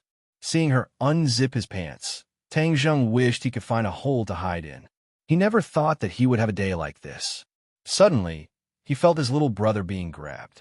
The soft touch made his mind ripple. Most importantly, this was F*King exciting. F*CK, this is torture. Tang Zheng cried out in his heart. Mu Hongyan had already grabbed his little brother and aimed it at the mouth of the chamber pot. Mu Hongyan said, It's done. Tang Zheng quickly discarded all distracting thoughts. The urge to pee hit him, and his whole body relaxed. The sound of water splashing could be heard. He wished he could finish peeing as soon as possible, but he had accumulated too much in the past 2 days. It was as if there was no end to it. The two of them tacitly remained silent, and the only sound left in the room was the sound of running water. Mu Hongyan concentrated on looking at the little thing. Although she tried her best to suppress the thoughts in her heart, her beautiful cheeks couldn't help but turn red all the way to her neck, making her incomparably beautiful. He's not a child anymore. He's already so big. She couldn't help but have this thought, which made her feel even more embarrassed. Phew! Tang Jing finally let out a sigh of relief as he finished peeing. He unconsciously looked at her and found that her cheeks were pink and her eyes were watery. Moreover, because she was slightly bent over, her chest was so full that it seemed like it was about to burst out. Tang Jing's head moved. He actually felt something, and his little brother immediately reacted. Mu Hongyin's hand clearly felt this change. Of course, she understood what was going on, but she pretended not to know. She resisted her embarrassment and stuffed the thing back into her pants. The two of them let out a sigh of relief at the same time. If this continued, Tang Jing didn't know what kind of ugly state he would reveal. Mu Hongyin carried the chamber pot and walked out. Looking at her graceful figure, Tang Jing regretted it. If he knew it would be this awkward, he wouldn't have lived with her. No, I have to leave this damn place as soon as possible. Do I really have to admit my identity as a cultivator? Tang Jing was hesitant. After a while, Mu Hongyin walked back. Her face had already returned to normal, as if nothing had happened. She sat on the bed and said, Tang Jing, how can your injury be cured? I'll first try to see if it's effective. Next, I need you to continue to silently observe this group of people. See if there's anything special about them other than their strength. Tang Jing warned. In addition, find a way to figure out what kind of tribe they are. They actually live in seclusion in the 100,000 mountains. I always feel that it's not simple. They must have a lot of secrets. Only by collecting as much information as possible would Tang Jing be able to judge the other party's intentions. Do you think they're cultivators? Mu Hongyin asked curiously. Cultivators? Tang Jing denied this point. None of them have any innate qi fluctuations, so it's impossible for them to be cultivators. However, this tribe is simply too mysterious. They are not cultivators, nor are they martial artists, yet they have such great strength. It's simply inconceivable. I understand. I will try my best to collect as much information as possible. As night fell, the two of them ate the dinner that a Yuan brought over. The night became especially quiet, and there were no other entertainment activities in the mountains. Every household returned to their rooms to rest. Tang Jing and Mu Hongyin, on the other hand, faced an awkward situation. There was only one bed in this room, and if the two of them wanted to rest, they could only sleep on the same bed. You sleep on the other side. Don't worry, I can't move at all. I won't do anything bad. Tang Jing tried his best to speak in a calm tone. Mu Hongyin smiled. I believe you. Under the illumination of the candlelight, she gave off a hazy sense of seductive beauty. Tang Jing hurriedly closed his eyes, not looking at this beauty. A single man and a single woman sharing a bed and sleeping with their clothes on. To be able to sleep on the same bed as Mu Hongyin was something that countless men dreamed of, but it was Tang Jing who beat them to it. However, he couldn't do anything about it. However, smelling the fragrance emitted from her body, he still couldn't help but feel a surge of emotions. He forced himself to abandon all distracting thoughts and only fell asleep in the middle of the night. Mu Hongyin fell asleep in a daze. In her dream, she actually dreamed of the embarrassing scene during the day. In her dream, she still saw Tang Jing's thing grow bigger and harder. She couldn't help but panic. Suddenly, a painful groan woke her up. She opened her eyes in a daze and found that Tang Jing was sweating profusely, his mouth continuously letting out painful cries. Tang Jing, what's wrong with you? She was shocked. It hurts, my whole body hurts. Tang Jing's whole body trembled as if he was sleep-talking. Mu Hongyin's heart moved. She remembered that he said during the day that she didn't know how many bones in his body were broken. At that time, she saw that he said it so easily, so she didn't take it to heart. Only now did she understand how terrifying this pain was. It was just that during the day, he had been suppressing this pain. Today, he fell asleep and showed this pain. Her heart felt like it was being ruthlessly stabbed by a knife. Her eyes turned red and tears fell. She called out a few more times, but Tang Zheng still didn't wake up. Tang Zheng, I'm sorry. Why are you so good to me? In the past few years, there have been too many people with ulterior motives towards me. No one has been so good to me. You don't even care about your own life and have to suffer so much pain. How can I repay you in the future? She choked and found that she couldn't continue speaking. She only felt that her heart was wrapped in a warm feeling. She reached out her hand and tightly hugged Tang Zheng. She let him lie in her embrace with his head resting on her full chest. In the past few years, she had never had such intimate contact with a man. She had a natural repulsion towards other people. But at this moment, she didn't feel repulsion. She only felt heartache as she tightly hugged him. She wished that she could rub him into her body and bear this pain for him. Tang Zheng laid in her embrace and gradually calmed down. However, the pain between his brows was still strong. The two of them maintained this position and gradually fell asleep. At dawn, Tang Zheng opened his eyes and found that his head was resting on something soft. It was more comfortable than any of the pillows he had slept on before. Moreover, a fragrance entered his nose. He turned his eyes and immediately saw where he was. He was actually lying in Mu Hongyin's embrace. The thing behind his head was her chest. No wonder it was so comfortable. How did he run into her embrace last night? He couldn't move. Could it be that she took the initiative to hug him? He felt that he was being too whimsical. The key point was that this position was really ambiguous, causing his mind to ripple. It was also early in the morning, and all the functions of his body were in a state of excitement. He couldn't help but have a reaction. His little brother was already a pillar that could support the sky. You're awake. At this moment, Mu Hongyin's voice sounded. Tang Zheng was lying in her embrace, so he couldn't see her expression at all. He didn't know if she saw his ugly state. He said awkwardly, I just woke up. Then get up. They should be bringing breakfast. Mu Hongyan hugged his body and moved to the bed. Tang Zheng finally saw her face clearly. Her face was slightly red and her eyes were red and swollen. It seemed that she had cried last night. Suddenly, her eyes swept over Tang Zheng's lower body, and the embarrassment in her eyes became even stronger. Tang Zheng immediately caught this gaze. He was both embarrassed and anxious that she had finally discovered his ugly state. At this time, he could only be thick-skinned and pretend that he didn't see it.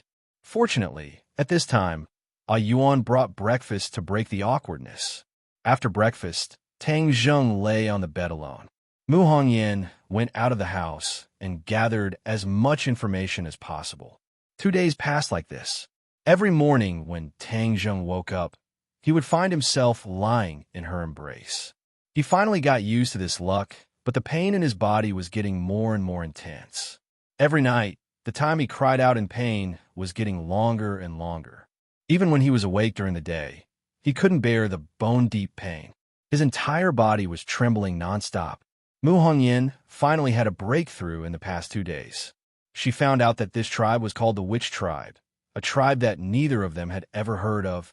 Seeing that Tang Zheng's pain was getting more and more intense, Mu Hongyan advised, Tang Zheng, your injuries must be treated, otherwise the consequences will be unimaginable. How could Tang Zheng not understand this logic? But the current information still did not allow him to make the most correct judgment. However, if he did not treat it, he would really be crippled for life. In fact, for the past 2 days, he had been silently circulating the ancient clear heaven scroll, hoping to treat his injuries. However, his meridians were severely damaged, and his true chi did not recover so quickly. Everything was in vain. He gritted his teeth.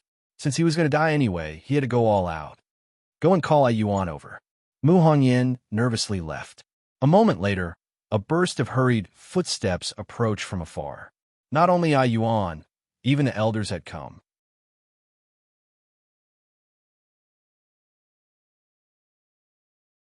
Chapter 220. Although the elder's expression was calm, there was still a trace of excitement in the depths of his eyes. Translation: Tang Zheng's face was slightly distorted from the pain, and he said, Don't you want to know the answer? I'll tell you. Please speak. The elder's excitement was finally revealed. Yuan also stared at Tang Zheng with wide eyes, as if he wanted to distinguish the truth of what he said. Mu Hongyan clenched her hands tightly together. The next sentence was related to the survival of the two of them. Tang Zheng's forehead was also covered in sweat. He did not know if it was because of nervousness or pain. He took a deep breath and said, "I am a cultivator." Plop! A muffled sound startled everyone. Tang Zheng's heart also jumped, but the scene in front of him left him dumbstruck. What was going on? Mu Hongyan was flabbergasted. The elder actually knelt in front of Tang Zheng and looked at Tang Zheng eagerly. 2 lines of old tears fell from the corners of his eyes. Yuan turned pale with fright. "Elder, what are you doing? Get up quickly. How can you kneel to him?" However, the elder was unmoved. His fervent eyes seemed to be able to burn people as he stared straight at Tang Zheng. "Lord Envoy, our witch clan has finally waited for you. Is not equal to EXO." After saying that, tears streamed down his face. He prostrated himself on the ground in front of Tang Zheng. Everyone was stunned. Witch clan's envoy, what was this thing? Tang Zheng and Mu Hongyan looked at each other. Even though the two of them had imagined countless possibilities, they definitely did not think of this. This was completely beyond their imagination. Witch clan's envoy? How could he be the Lord Envoy? Yuan found it hard to believe. It was difficult for him to connect the immobile guy on the bed with the legendary Lord Envoy. Yuan had heard many rumors about the Witch clan's envoy since he was young. He was a godlike existence, the most powerful person in the world, so powerful that no one could look up to him. Furthermore, it was said that the Lord Envoy would lead the Witch clan out of their predicament and restore their former glory. Yuan yearned for the glory of the Witch clan in the past. From the few words that had been passed down, he could understand that the Witch clan was a powerful clan. They were born with divine strength that could support the heavens. However, for some reason, the shaman tribe had been exiled to the 100,000 Mountains. In such a harsh environment, the shaman tribe had used the blood and lives of countless generations of shamans in exchange for the safety of the monks' residence. In addition, the shaman tribe was restricted by the 100,000 Mountains. There was a restriction that prevented the shaman tribe from leaving the vast mountains. Even if the outside world changed rapidly, the shaman tribe could only hide in the mountains. It turned out that it wasn't that they didn't want to go out, but that they couldn't. The witch tribe's emissary was the hero who broke the prohibition and saved them from the abyss of suffering. When Yuan was young, there were records of magic treasures in his records. At that time, I did not dare to confirm that the magic treasure belonged to Lord Envoy, nor was I clear about Lord Envoy's identity as a cultivator. Later on, when I examined Darren's injuries, I discovered that Darren actually has 9 main meridians. This discovery made me both surprised and delighted. The legendary Lord Envoy had finally appeared. However, this matter is of great importance, so I did not make it public. Even after Lord Envoy woke up, I did not immediately explain this point because I did not dare to determine Lord Envoy's identity as a cultivator. Legend has it that only cultivators with 9 main meridians are the true Lord Envoy. Actually, last time, when Lord admitted that the magic treasure was your sword, I already knew that Lord Envoy was definitely a cultivator. However, to be on the safe side, I still had to get Lord Envoy's personal acknowledgement. Now, I have finally waited for this day. The heavens have eyes and bless my witch tribe. As he spoke, he almost knelt down again. Tang Zheng hurriedly stopped him. Only then did he stop. "You said that I am the witch tribe's emissary. What can I do to make you think so highly of me?" Tang Zheng asked.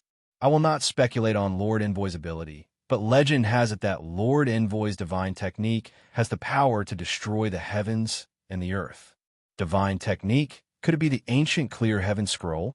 Tang Zheng was puzzled, but he had obtained the ancient clear heaven scroll by chance. Our witch tribe has been trapped here for generations. Only Lord Envoy can bring us out of here. The elder looked at Tang Zheng expectantly.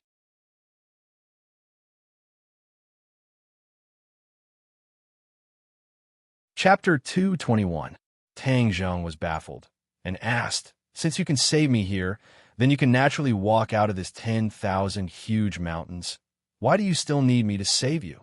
The elder's expression dimmed. Lord Envoy, you may not know this, but our witch tribe has been restricted by restrictions for generations. As long as you're a member of the witch tribe, you will not be able to leave this 10,000 mountains. Only if you break this restriction will we be able to leave. Look at the latest chapter.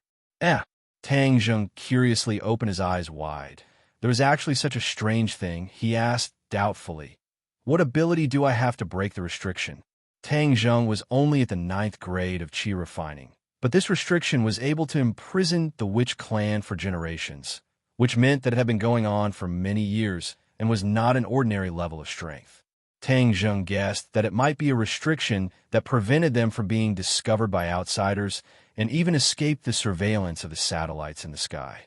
Since the restriction was so powerful, Tang Zheng was not arrogant enough to listen to the elder's words and feel that he was omnipotent and had really become a god. The elder said excitedly, "Legend has it that as long as Lord Envoy enters the sacred ground, he will know the method to break the restriction." Sacred ground? Yes, the sacred ground is the most important place in our witch clan. The witch clan is not allowed to enter, and only the Lord Envoy can enter. It is said that all the secrets to breaking the restriction are in the sacred ground. The elder explained. Tang Zheng laughed bitterly. Then look at me now. How can I enter the sacred ground? The elder comforted him. Lord Envoy, there is no need to worry. This little bit of pain will naturally not be able to defeat you. My witch clan has the black jade bone ointment. It can heal your injuries. Tang Zheng was wild with joy and said, "All right, heal me first. We can talk about other things." Tang Zheng could not stand this crippled state and could not wait to recover to his lively state. The elder said respectfully, "Yes, I will follow the orders of the Lord Envoy." Then he walked out, and Mu Hongyan and Ai Yuan walked in again. Ai Yuan looked at Tang Zheng with a complicated expression, while Mu Hongyan was even more nervous and quietly asked, "What's going on?" Tang Zheng laughed bitterly. "I don't know either. You heard it too. They believe that I am their Lord Envoy. I can bring them out of this place." Mu Hongyan really wanted to ask the elder what Tang Zheng's characteristics were, but she swallowed her words back down. There was no doubt that Tang Zheng's body was full of secrets. Even though the two of them were in the same boat, it was not convenient for her to ask about Tang Zheng's secrets. "And we're fine now?" Mu Hongyan asked nervously. Mu Hongyan was overjoyed. "As long as your injuries are healed, we will have a chance to leave this place." The two of them had long since grown wings in their hearts, and they wished that they could immediately fly back. "Lord Envoy, the black jade bone ointment has been brought over. As long as you apply the ointment to your entire body, your injuries will be healed in a day." The elder walked in with a black jar. "I can recover in a day." Tang Zheng found it hard to believe that such a heavy injury could be healed so quickly. It was truly a miraculous elixir. The elder said confidently, "Of course, this is a secret ointment made by my witch clan. Its effects are absolutely guaranteed." "Then quickly apply it on me," Tang Zheng said impatiently. The elder placed the jar beside the bed and said, "Then I ask Lord Envoy's friend to apply the ointment for Lord Envoy. However, you must take off all of Lord Envoy's clothes and apply the black jade bone ointment on your skin. You must apply it to every inch of your skin." With that, the elder brought Ai Yuan out of the room, leaving Tang Zheng and Mu Hongyan looking at each other in dismay. F***CK. How could he just leave like that? Aren't you going to help me apply the ointment? He couldn't help but look at Mu Hongyan awkwardly. Could it be that he wanted her to apply the medicine? Then wouldn't he be stripped naked in front of her? Although Mu Hongyan had been serving him for the past few days and had seen everything that she should and shouldn't have seen, the two of them still felt awkward and ill at ease when they saw Tang Zheng naked in front of her. Mu Hongyan took a deep breath. This extremely important matter had fallen on her shoulders, so she could not shirk it. Moreover, to be able to heal Tang Zheng, this bit of embarrassment was nothing. Although her face was still flushed red, she took a deep breath and pretended to be calm as she said, "Tang Zheng, then I'll take off your clothes now. If it hurts you, you have to endure it a little more." Tang Zheng sighed inwardly. Since Mu Hongyan was not shy, then he, as a man, could not be pretentious. Thus, he said, "Thank you very much." Mu Hongyan tried her best to suppress the charming thoughts in her heart as she took off Tang Zheng's clothes one by one. Naturally, she had to be in close contact with every part of his body. Fortunately, Tang Zheng had already adapted to it in the past few days, and his body was not that sensitive. Otherwise, some of the natural reactions of his body would definitely make the two of them extremely awkward. Not long after, Tang Zheng became naked. His wheat-colored skin and robust figure all revealed his masculine charm, especially his 8-pack abs and hard chest, making him not lose out to those professional models. One alluring figure. Mu Hongyan's heart skipped a beat. Her heart couldn't help but beat faster, and her cheeks became even redder. With great difficulty, she suppressed the wild thoughts in her heart. Mu Hongyan opened the jar, and inside was a black ointment. A fishy smell assailed her nostrils, causing her to subconsciously cover her mouth and nose. "Why does this ointment smell so bad?" Tang Zheng muttered. "Good medicine tastes bitter. Although this ointment tastes strange, I believe it will have a very good effect." Mu Hongyan resisted the nausea and used her hand to grab the black jade bone ointment. The ointment was shiny, and although the smell was bad, its appearance was not bad. It really looked like a black jade. She slowly spread the black jade bone ointment on every inch of Tang Zheng's skin. Her slender jade fingers also caressed every inch of Tang Zheng's skin. This caressing caused Tang Zheng's skin to tremble, and he couldn't help but have a reaction. Any man who was caressed by such a beauty would definitely have a reaction. Tang Zheng was a normal man, although he tried his best to suppress it. When Mu Hongyan spread the black jade bone ointment on his little brother, it suddenly stood up like an unsheathed sword. Mu Hongyan's hands clearly trembled, and her face was so red that it seemed like water could drip out. Her pair of limpid eyes were full of allure. Her breathing quickened, and her trembling hands continued to apply the ointment. Gradually, beads of sweat appeared on her body. By the time she had spent a lot of effort to turn Tang Zheng into a clay doll, her whole body was already soaked, as if she had collapsed. Tang Zheng's body was only left with a pair of eyes, mouth, and 2 nostrils. The rest of his body was covered by the black jade bone ointment. He opened his big eyes and stared at her tired and shy appearance. He was very grateful. "I'm done. I'll be going out first."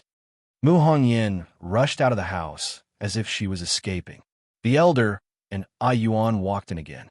The elder nodded in satisfaction. "Very good, Lord Envoy. You can sleep for a while. One day later, it will be the time for you to be reborn." Tang Zheng glared at them fiercely.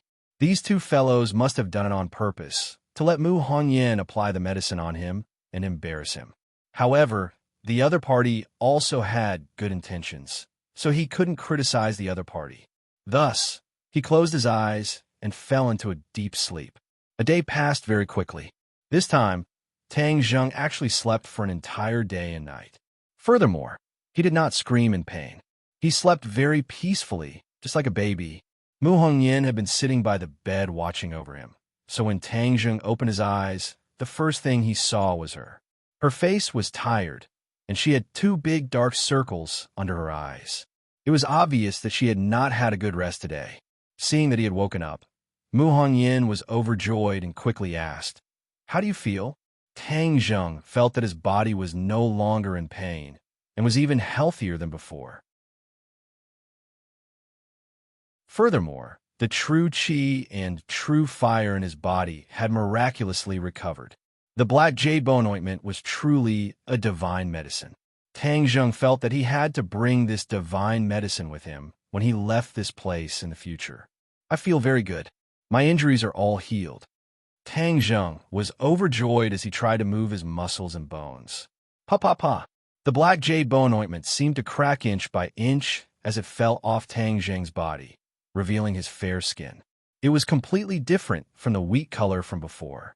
In an instant, Tang Zheng was naked again. His skin was like snow, just like a Xiao Bai's face. Mu Hongyan was dumbstruck. This effect was too miraculous, throwing away those expensive cosmetics who knew how many streets away. Tang Zheng also raised his hand to take a look. He couldn't believe it and said with a wry smile, "How did I become white?" Mu Hongyan giggled and said, "You are still yellow, but your skin is like a newborn baby. It's white with a hint of red, and it's so delicate that it can be broken by a blow. If other women saw it, they would be so envious of you." Her eyes roamed over his body, and her face turned pink again. He was not dressed yet, so she quickly said awkwardly, "These are the clothes they sent over. I'll go out first, you can change." Tang Zheng also realized the awkwardness. He quickly covered his important parts and stammered, "Okay, you go out first and wait for me." In fact, his body had already been seen completely. There was no need for this kind of superfluous action. Tang Zheng tiptoed out of bed and carefully looked at his skin again. He was afraid that when he went back, Fang Shishir would find it hard to believe. This was simply like a new life. The clothes were not linen like other clothes, but were made of high-quality silk. Even in the outside world, it was considered high-end goods. Moreover, this was an ancient costume. He had never worn an ancient costume before, so it took him a lot of brain cells to wear it neatly. Other than his short hair being a bit out of place, this ancient costume gave him a feeling of being a handsome young master from ancient times. He looked himself up and down and even shamelessly spun around. It felt good. He opened the door and walked out. The sun was shining outside, but Tang Zheng did not put his attention into this beautiful environment. Instead, he was shocked by the dense crowd in the square. Hundreds of people were kneeling in front of him.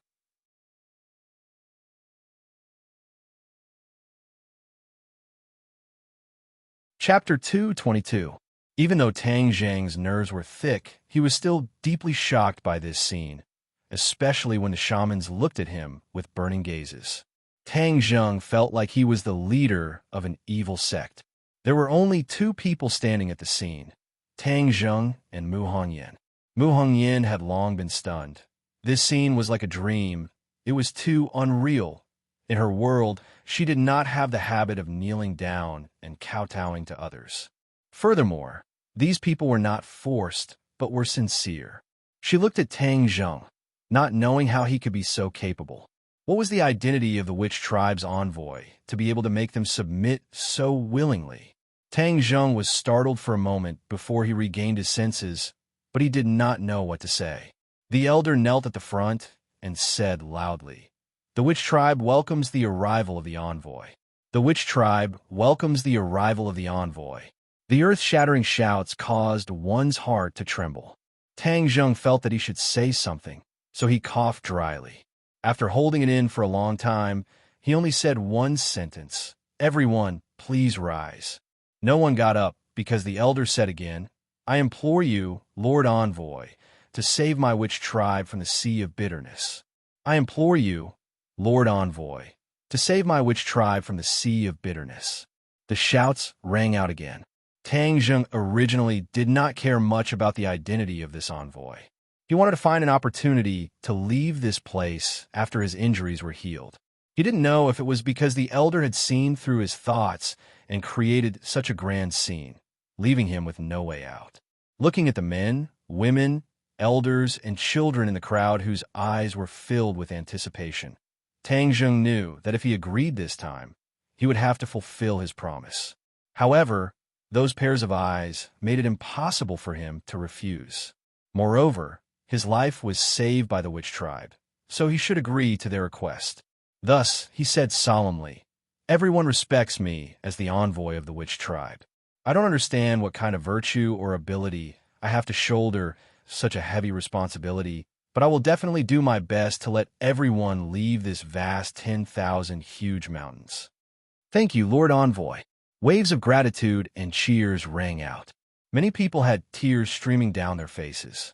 This was the wish of countless generations, and now they finally had the chance to realize it. "Elder, tell everyone to get up. It's not good to kneel like this."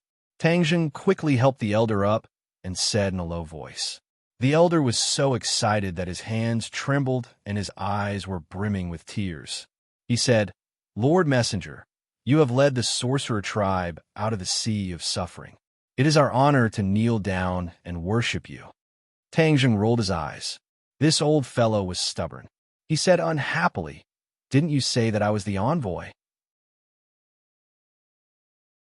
"Then listen to me and tell them to get up." Sure enough, his stern face was effective. The elder hurriedly ordered everyone to stand up, but he still stood in the middle of the square, staring at Tang Zheng. Tang Zheng felt that he was about to be melted by these blazing eyes. He pulled the elder and said, "Elder, although you have always said that I can lead you out of the 100,000 mountains, I don't have absolute confidence." The elder firmly shook his head. "Lord Envoy, there is no need to be modest.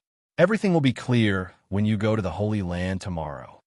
Tang Zheng had no choice but to do so. That night, a bonfire was lit in the huge square.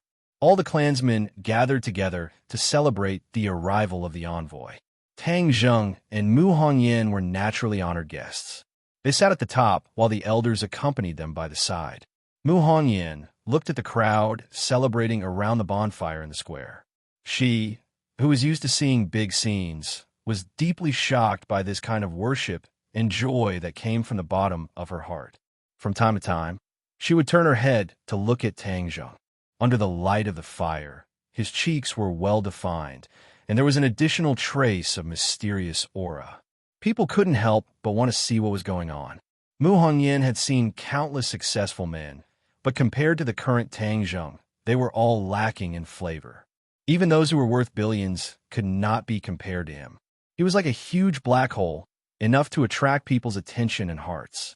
Tang Zheng looked at the bonfire, and his gaze was involuntarily attracted by the 4 stone statues around the square.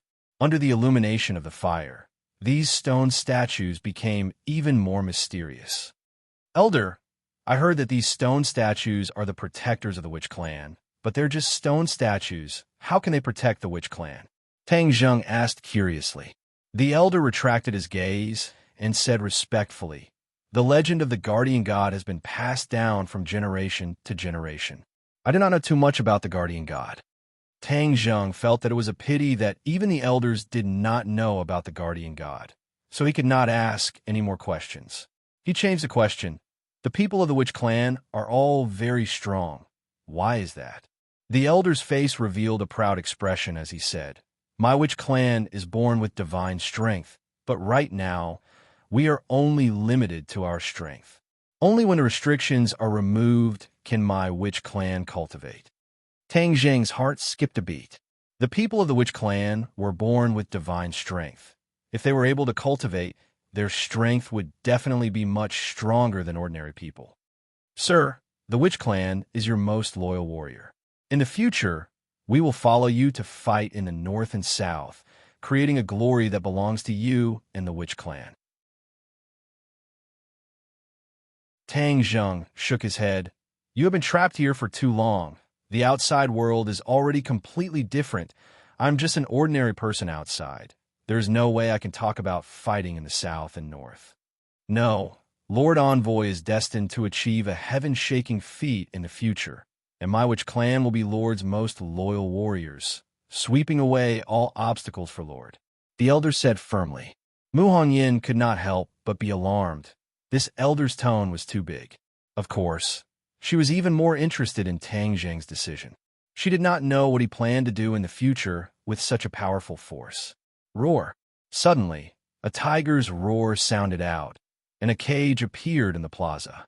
Inside the cage was a ferocious tiger that was baring its fangs.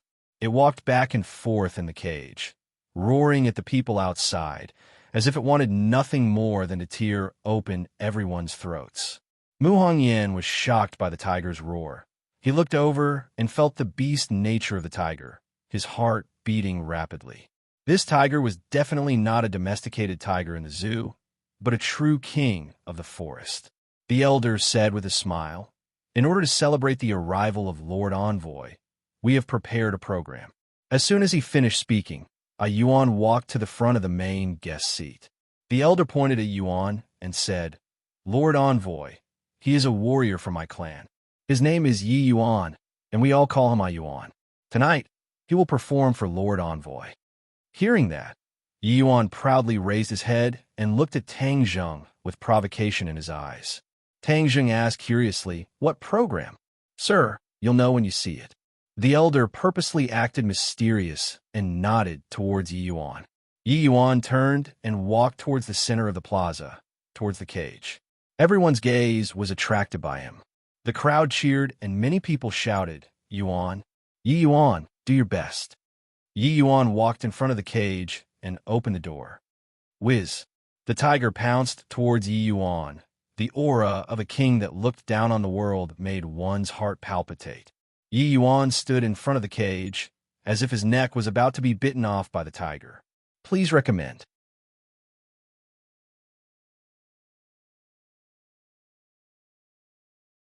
Chapter 223. The elder stood up angrily and reprimanded loudly. "Ah Yuan, what are you doing? Why aren't you leaving yet?"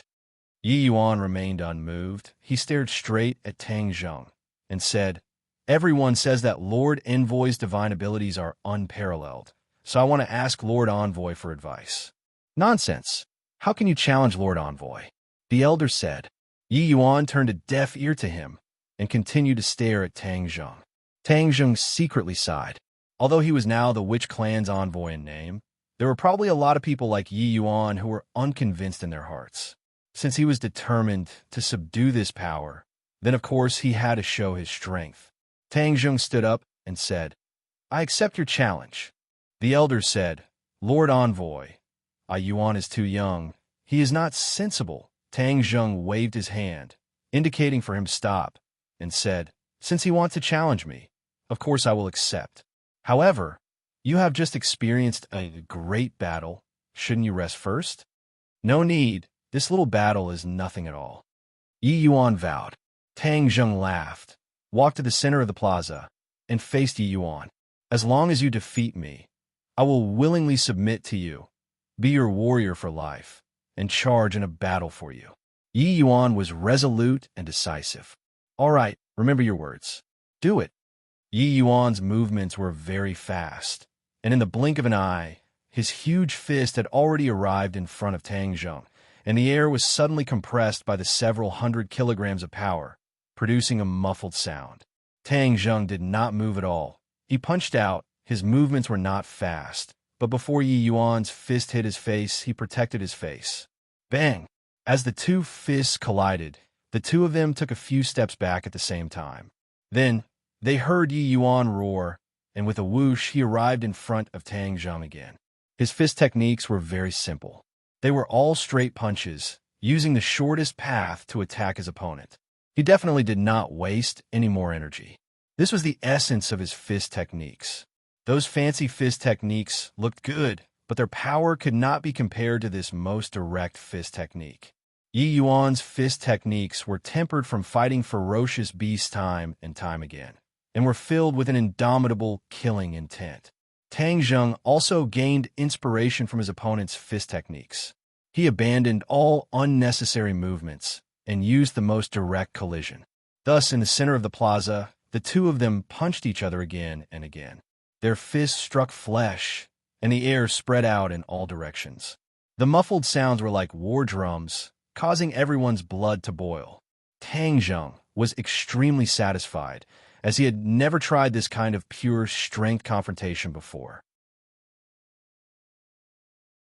Each of his punches had over 100 kilograms of strength, and he had also truly experienced the power of the Witch Clan's innate divine strength, which was actually on par with him, a 9th-grade Qi refining cultivator. If they could cultivate it, then their strength would be even more. Ah Yuan's face was already flushed red. These repeated collisions caused his blood to boil. He did not expect that his opponent's strength would not lose to his, but he was not afraid. Instead, his blood was boiling, and his fighting spirit was high. He knew that there was no way he could win like this, so he took the opportunity to throw out another punch. Seeing that Tang Zheng's fist was about to meet him, he suddenly changed his move and actually hugged Tang Zheng's waist. Bang! Tang Zheng's fist landed on his back. His body trembled, but he endured it. He hugged Tang Zheng's waist and exerted force. Whiz! Tang Zheng was like an arrow that had left the bow. Tang Zheng was in midair and had nowhere to borrow strength, nor was he able to stop. He could only hear the whistling of the wind in his ears as his body quickly retreated. Whiz!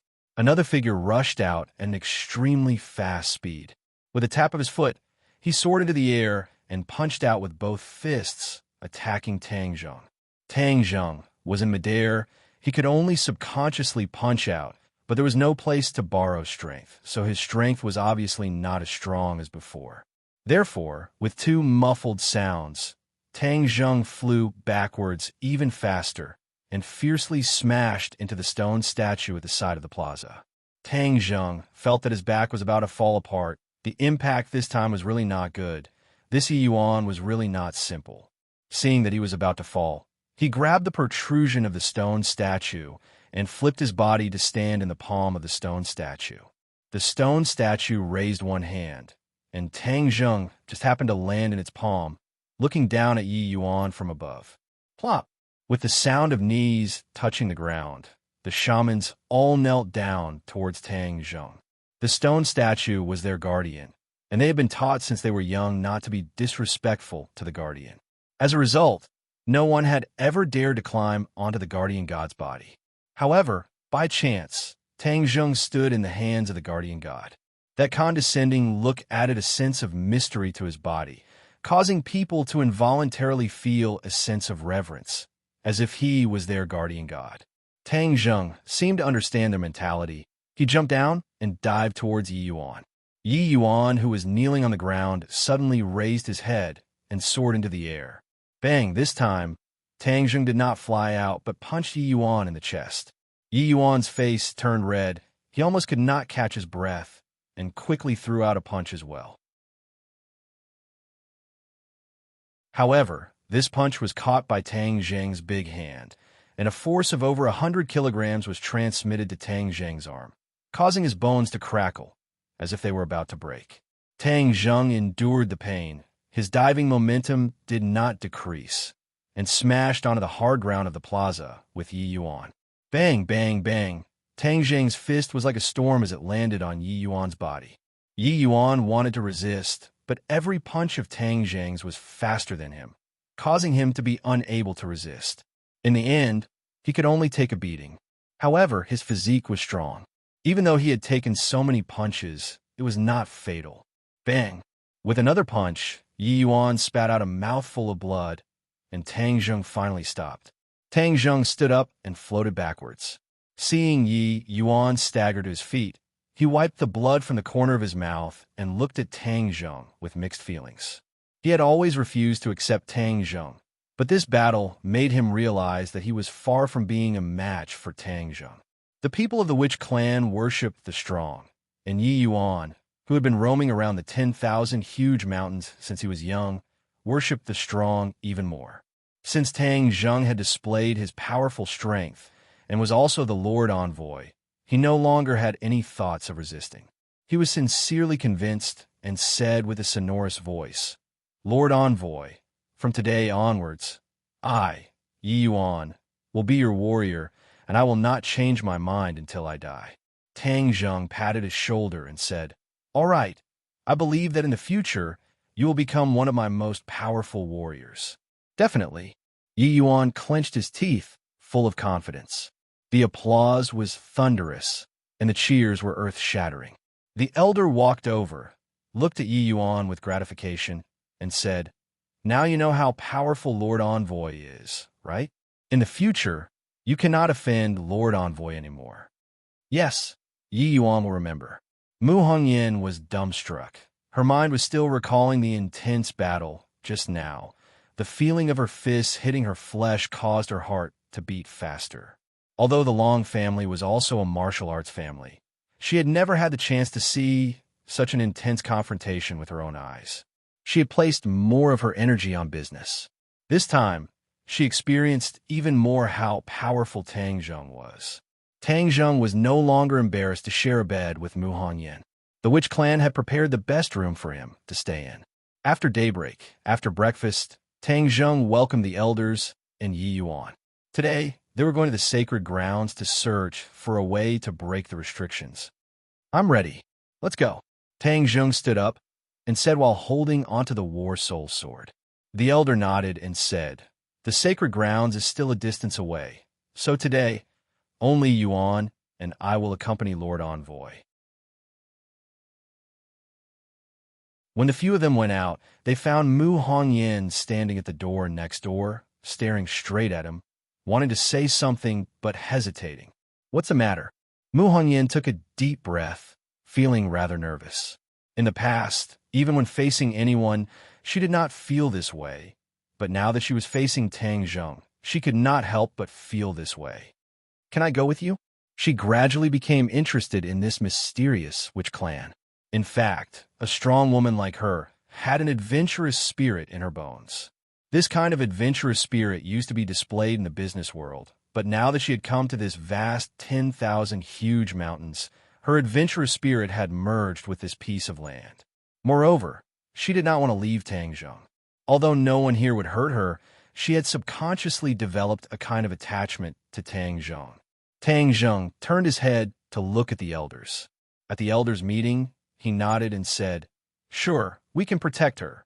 Since the elders said so, then Tang Zheng did not have any objections. "Then come with us." Mu Hongyan was overjoyed.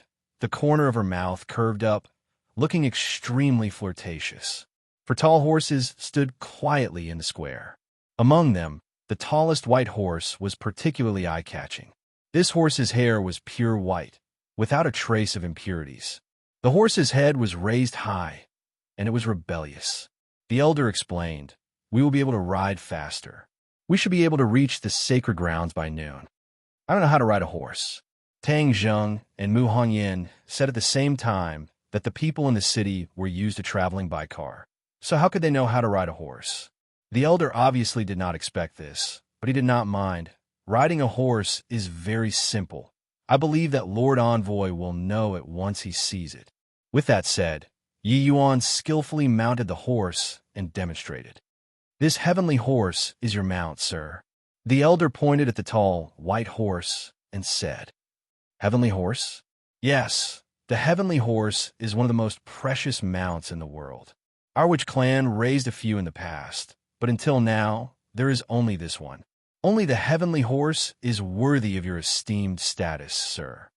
The elder said, "This heavenly horse is still in its infancy and can only travel 1,000 miles a day.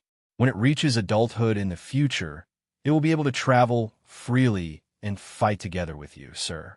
Tang Zheng saw that the heavenly horse was definitely a peerless horse. Thus, with a tap of his foot, he soared into the air and sat on the back of the heavenly horse. Hiss! The heavenly horse hissed. Its front hooves soared into the air, its body almost standing up straight. Tang Zheng quickly grabbed onto the reins, his legs tightly clamping onto the horse's abdomen, preventing himself from falling. The heavenly horse obviously did not like being ridden. It spread out its forehooves and jumped up, wanting to throw Tang Zheng off. Tang Zheng's competitive spirit was also aroused. He thought to himself that if he could not even tame a beast, wouldn't that make people laugh their heads off?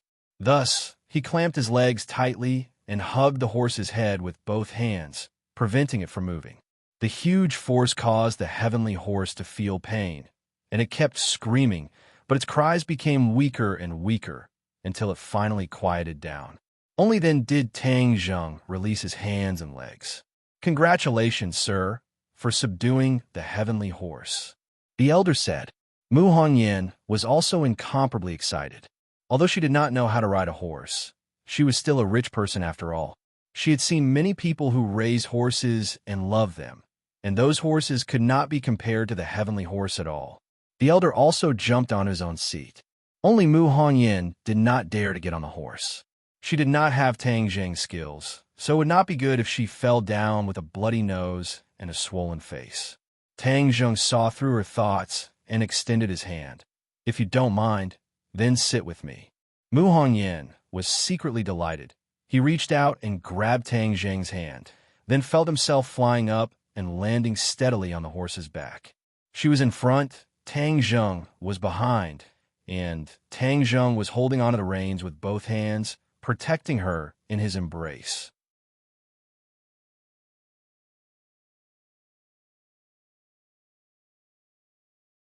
Chapter 224. Tang Zheng had never thought that he would have such an experience. The heavenly horse moved as if it was flying. Its four hooves soared into the air as if it was riding on the clouds. But every time it landed on the ground, it was very stable.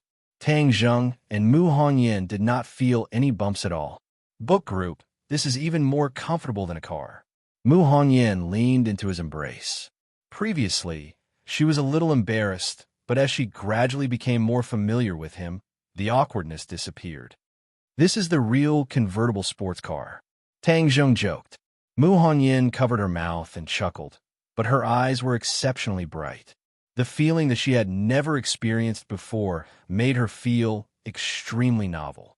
Every pore in her body opened up, and every cell became active. Whoosh!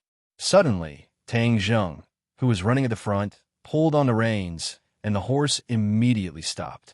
The elder also pulled on the horse's head, and the horse's body was raised high. The heavenly horse did not even need Tang Zheng to pull on the reins and stopped by itself. It was extremely stable. "There's miasma up ahead," Yi Yuan said in a deep voice. He was not nervous at all. Living in the 10,000 huge mountains, the miasma followed them like a shadow. It would not cause them to be afraid at all. The elder handed over a porcelain bottle to Tang Zheng and said, "Lord Envoy, after consuming a detoxification pill, you will not be afraid of this miasma." Tang Zheng poured out one pill each with Mu Hongyan. This small pill was able to dissolve the poison of the miasma, causing Mu Hongyan to find it hard to believe. She had lived in southern Yunnan for more than 20 years and had been influenced since she was young. However, she had never heard of a medicine that could completely dissolve the poison of the miasma. However, when he thought of the miraculous black jade bone ointment from before, this detoxification pill did not seem to be difficult to accept. The two of them consumed it, and their bodies did not feel any discomfort. The elder and Yi Yuan also consumed it, and the elder explained, "Back then, when our clansmen were just imprisoned here, many of our clansmen died under this miasma. Later on, an ancestor developed this detoxification pill, and only then could we ensure that our clansmen were not poisoned by the miasma. That ancestor must be a genius doctor," Mu Hongyan said. The elder revealed a smile. "Of course, this ancestor is very kind and has saved many of our people." The elder and Yi Yuan gave their respective mounts another detoxification pill. Tang Zheng followed suit and stuffed one into the heaven horse's mouth. Unexpectedly, the beast smelled it, snorted, and turned its head away. It actually did not eat it, as if it was disgusted. The elder said, "Lord Envoy, the heavenly horse has a special physique and is not afraid of this miasma." Tang Zheng's eyes lit up, and he said, "It's immune to all poisons." The elder said, "Although we can't say that it is immune to all poisons, the miasma's poison is indeed no threat to it." Tang Zheng had no choice but to size it up again. This beast actually raised its head high and glanced at Tang Zheng, as if to say, "You country bumpkin, you actually don't know my ability." Tang Zheng did not know whether to laugh or cry. He was actually looked down upon by a horse. If word got out, others would think that he was crazy, but that gaze just now was clearly filled with undisguised contempt. "Forget it. I won't lower myself to the level of a horse." Tang Zheng pretended not to see it. "Jia!" The three horses continued to gallop, their surroundings filled with a white mist. This was the miasma. It looked like a white mist, but in reality, it contained a highly toxic poison, and if one inhaled too much, it would be fatal. But at this moment, the few of them were safe and sound within the miasma.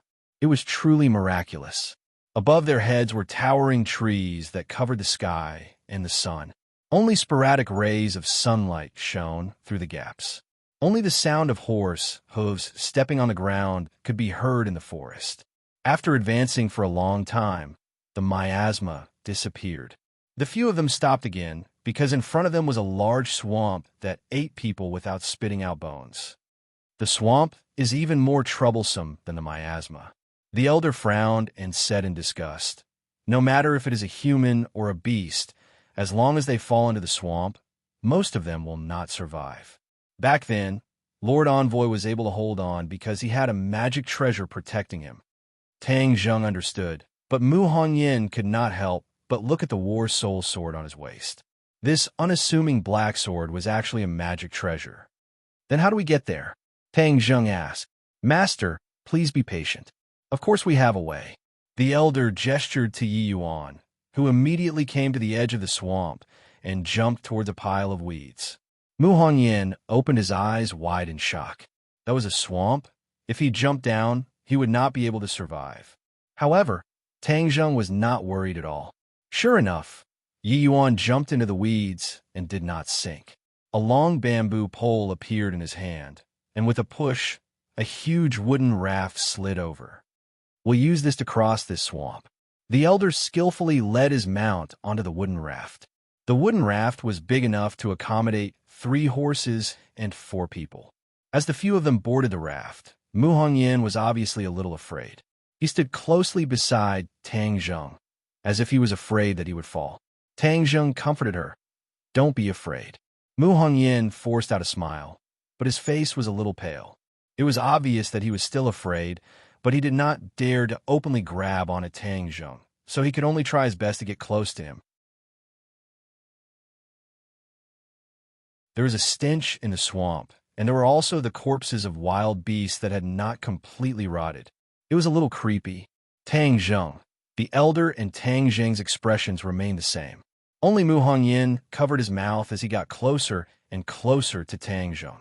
In the end, he simply leaned his entire body on him. She had been sitting in the office all year round, so when had she ever been in such a harsh environment? Naturally, fear would arise in her heart. Seeing her trembling and her face becoming paler and paler, Tang Zheng bitterly smiled to himself. Why did you have to suffer with me? But this is not the way to go. What if something bad really happens to you? Thus, he took the opportunity to wrap his arms around her shoulders. Mu Hongyan's body tensed up, and then she leaned into his embrace. A strong sense of security filled her heart, dispelling the fear in her heart. She raised her eyes and glanced at him, only to discover that he was looking straight ahead, his eyes deep and steady, completely lacking the frivolity of his age. Seeing that he had retracted his gaze, she hurriedly lowered her head, afraid to look him in the eye, but she did not have the courage to leave his embrace. The elder and Yi Yuan pretended not to see anything. Yi Yuan focused on supporting the raft, while the elder focused on a mountain peak that protruded out from the distance. The mountain was not very tall, but it was fiery red. The leaves were like burning flames, and even the tree trunks were fiery red. Moreover, all the different types of trees had the same color, fiery red, a bewitching red. Tang Zheng also saw the mountain peak that looked like flames and asked curiously, could that be the sacred ground?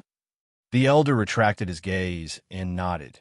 Yes, the sacred ground is like a flame that can burn away all the sins in the world. Why are they all fiery red? The elder shook his head. This is the magical part of the sacred ground. Ever since I was born, the sacred ground has been this color, and it has never changed throughout the year. Tang Zheng was extremely curious. The color of the leaves should have changed with the change of the seasons, but the trees in the sacred ground did not change at all. It was truly magical. However, since it was the Witch Clan's sacred ground, there would naturally be many magical things about it. The raft finally stopped, and a few of them arrived at the edge of the swamp. They got off the raft and rode their horses forward. Although the sacred ground was right in front of them, it still took them nearly an hour to arrive at the edge of the sacred ground, at the foot of the fiery red mountain peak. Mu Hongyan was completely shocked by the mountain peak. He was flabbergasted as he stared blankly at the mountain peak. Even Tang Zheng could not hide his surprise. This mountain was about 1,000 meters tall. Not only were the trees fiery red, even the weeds on the ground, the soil, and the stones were red. This is too magical. Mu Hongyan could be considered to be well-informed. He had been to many places in the world for tourism, but he had never seen such a magical scene. Lord Envoy, let's eat some dry food first. Only after eating will we have the strength to climb the mountain. This is the sacred ground.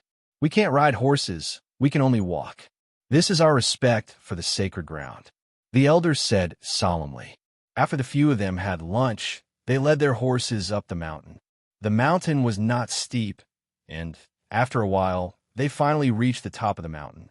It gave them the illusion that they were in flames, and the evil thoughts in their hearts were about to be refined by this fiery red. At the top of the mountain, a huge cave appeared in front of them. A wave of heat was emitted from the cave. "Lord Envoy, we can only accompany you up to here. The rest will depend on you alone. This is the core of the sacred ground, and the people of the Witch clan have been forbidden from entering for generations.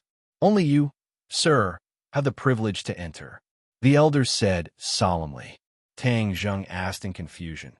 "Since you've always said that the method to break through the restrictions is in this cave, why haven't you thought of going in to investigate all these years?" The elder hurriedly shook his head like a rattle drum and said firmly, "The Witch clan will not violate the rules set by their ancestors. Moreover, since it is said that only you, sir, can find a way to break through the restrictions, then it is useless for us to enter." Tang Zheng could not help but want to roll his eyes. The Witch clan was really stubborn. They had been trapped here for so many years, and it was said that the method to break through the restrictions was inside the cave, but they did not take even half a step out of the lightning pool. Mu Hongyan really wanted to continue following him to investigate, but since the elder said that only Tang Zheng could go down alone, she tactfully did not follow him. She nodded towards Tang Zheng, encouraging him to do his best. Tang Zheng smiled knowingly and joked, "Then I'll go in alone. There won't be any man-eating beasts inside, right?" The elder said with a blank face, "We don't know either. Lord Envoy, the hope of our Witch clan is in your hands." Tang Zheng felt the burden on his shoulders instantly become much heavier. He retracted his smile, nodded his head seriously, and walked into the cave with large strides. A blazing wave of air rushed towards his face, and the temperature suddenly rose. The inside of the cave was also fiery red, and the walls of the cave were suffused with a strange red light, illuminating his path forward. He walked with his head held high, and after a while, he had already walked a few hundred meters. He could no longer see the scene outside the cave. The surroundings were completely silent, and there was no movement at all. He suddenly remembered that there was no movement around him when he was climbing the mountain. This mountain was like a dead mountain. Other than plants, there were no animals, not even insects. It was so strange that it made one's heart palpitate.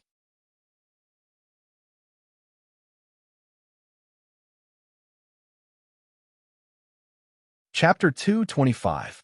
After walking straight for a distance, the cave slanted downwards, as if there was no end to it. Only the heat wave in his face was getting stronger and stronger. Tang Zheng frowned, his nerves tensed up. The war soul sword in his hand glowed with a black light, forming a sharp contrast with the red light around him. Suddenly, the view in front of them opened up. They arrived at a huge stone hall. There was a huge pool in the middle of the hall, but it wasn't water. Instead, it was boiling red lava. The boiling hot air turned the stone hall into a huge furnace. Tang Zheng immediately channeled his energy to counteract the heat. The pure yang energy in his body was also agitated by the surging heat. Fortunately, the Dantian stored the pure yin energy, and traces of the pure yin energy flowed through his meridians, suppressing the restless pure yang energy. Tang Zheng did not dare to be careless. This place was too strange. If it really detonated his pure yang energy, it would be terrible. He walked to the side of the pool, only to discover that there was a huge arc protruding out of the churning lava. Tang Zheng was shocked. He could not tell what material it was, but the lava could not harm it at all. Steel will also melt in this lava. What is this thing that is actually not afraid of such a high temperature? Only half of this protrusion was exposed. It was circular in shape and looked very much like an egg. Yes, it was like an egg, and half of it was exposed outside. This egg was the size of a basketball, and there were actually many complicated patterns on its surface. Tang Zheng's head moved. These patterns were similar to the ones on the plaza, Could it be that this egg was the key to breaking the restriction? However, after studying for a long time, he still found nothing. In the end, he had no choice but to give up and continue searching the stone hall to see if there were any other clues. With just a glance, he found some clues. There were actually many small words carved on the wall. Primal Chaos Vajra Spell. Tang Zheng saw the name of this cultivation technique at first glance. This cultivation technique was specially created for the sorcerer tribe to temper their bodies. Moreover, when this cultivation technique was practiced to the extreme, one's body would be as tough as a diamond, and one's body would not be destroyed. Tang Zheng had originally wanted to temper his body, and this cultivation method was very suitable for him. Moreover, there were no cultivation methods in the sorcerer tribe, and most of the methods to temper the body were through medicinal refinement. If he gave this cultivation method to the sorcerer tribe, the sorcerer tribe's power would definitely increase greatly. After the cultivation technique, there was a huge mural. It was vivid and lifelike. On the mural, there was a man and an egg. Yes, this egg was the same as the one in the pond. Even the vein patterns on it were exactly the same. There were 9 lines drawn on the man's body. The man covered the egg with his hands, and the egg shone brightly. Then, a ball of white light broke out of the shell. Huh? What's the meaning of this?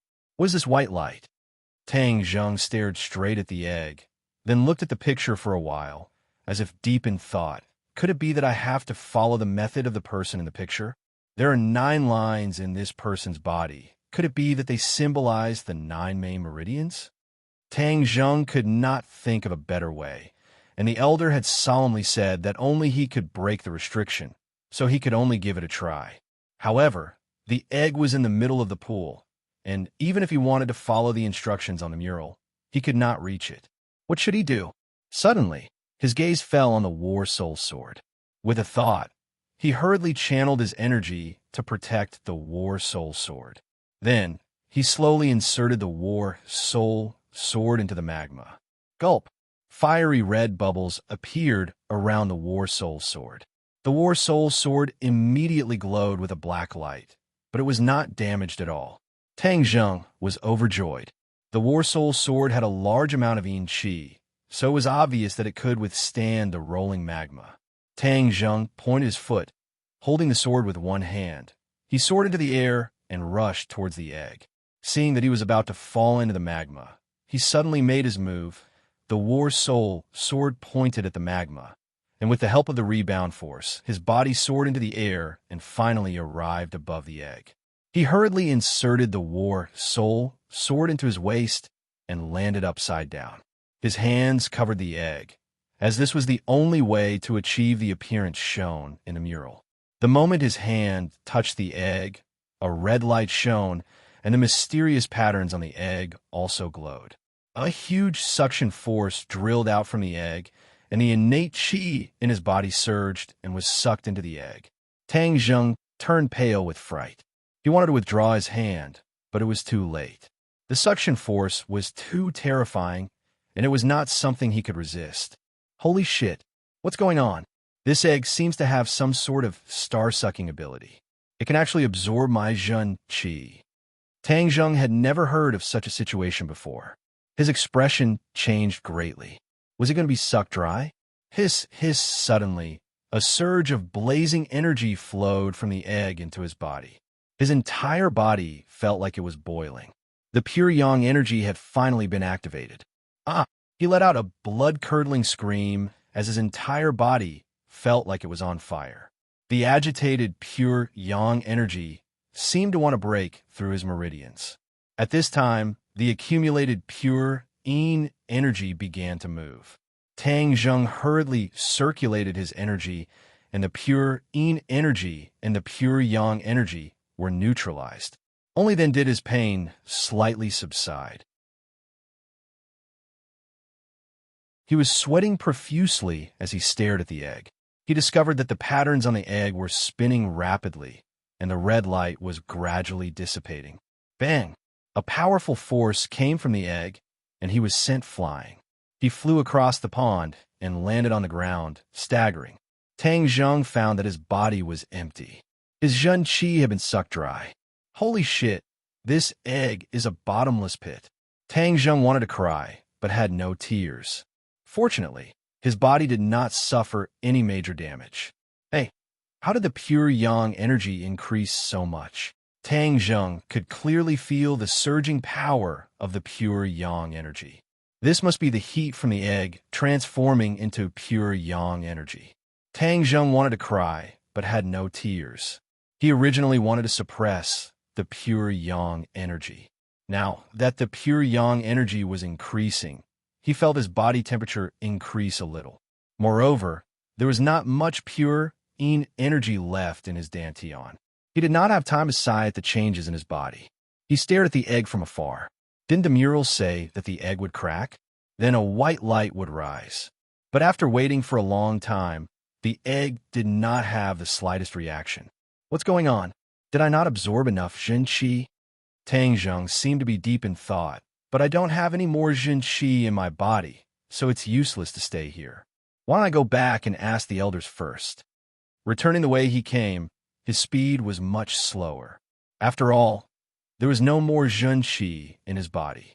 This was equivalent to him having just experienced a great battle, and his losses were too great. After a long time, he finally reached the entrance of the cave and discovered that the three elders were stretching their necks to look into the cave. When they saw Tang Zheng, they all revealed excited expressions. "Elder, I'm sorry, I didn't succeed," Tang Zheng said regretfully. However, the elder did not mind and said excitedly, "Lord Envoy, you are too amazing." Tang Zheng was baffled. He did not even succeed. What was so great about it? As if he could see through his doubts, the elder pointed into the distance and said, "Lord Envoy, look." Looking over, he saw a ray of light shooting into the sky from the direction of the plaza. It rose into the air, and then there seemed to be a huge glass cover in the air. This ray of light merged with the glass cover. What's going on?" Tang Zheng turned pale with fright. The elder explained, "This is to weaken the power of the restriction. Although I do not know what Lord Envoy is doing inside, I am sure that you have triggered this change." This ray of light rose from the plaza because the plaza has a mysterious connection with the Holy Land. In addition, I can already feel that the power of the restriction has been weakened. Yi Yuan was also extremely excited. His gaze towards Tang Zheng was filled with passion. At this moment, he no longer doubted that Tang Zheng could remove the restriction.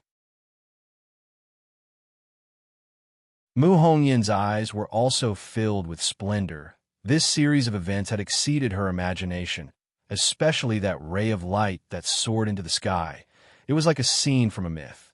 And all of this was caused by Tang Zheng. If it was any other woman, they would feel that it was extremely new and exciting. Tang Zheng's heart moved. Could it be that the egg had absorbed his innate qi, and then it could weaken the restriction? This was too magical. "Lord Envoy, what's inside?" Yi Yuan could not help but ask curiously. The other two also looked at Tang Zheng curiously. The elders said, "If it's not convenient to say, Lord Envoy, you don't have to say it." Tang Zheng shook his head. He originally wanted to ask the other party, so he told them what he had seen and heard, causing the shock on their faces to become even more intense. "Chaotic Vajra spell. You're saying that there's a chaotic Vajra spell inside?" The elder was so excited that his hands were trembling. "This is the supreme cultivation technique of my witch clan. It has been lost for who knows how many years. I never thought that it would actually be kept in the sacred ground. I'll write down the cultivation technique for you when I get back." When Tang Zheng heard that this was actually the witch clan's supreme technique, he could not help but feel a rush of excitement. However, although this technique was mystical, if they did not break the restrictions, they would not be able to cultivate it. Back then, the ancestors of the witch clan might have considered this and simply hid the primal chaos Vajra spell in the sacred grounds. "Thank you, Lord Envoy. You are truly the savior of my witch clan." The elder was so excited that he wanted to kneel down again. Tang Zheng hurriedly supported him. This old man's etiquette was a bit too much. "Do you know anything about that egg?" Tang Zheng asked. The elder shook his head. "There have never been any records of this in the witch clan. but since it is recorded in the mural, it must be the key to breaking the restriction. Perhaps your guess is right. Only when it absorbs enough innate chi will it be able to break the egg, and that will be the time when the restriction is completely broken. Tang Zheng let out a long sigh. But my current cultivation is obviously not enough to do that. We have waited for so many years, so we are not in a hurry. I believe that your power will definitely increase by leaps and bounds, and then you will be able to break the restriction. The elder was full of confidence. The few of them returned the way they came. When they returned to the plaza, the light had already disappeared, and all the clansmen gathered in the plaza were kneeling in the direction of the sacred ground. However, the gazes of Tang Zheng and the others were not attracted by these people. Their gazes landed on the gigantic stone statue, which had undergone a huge change.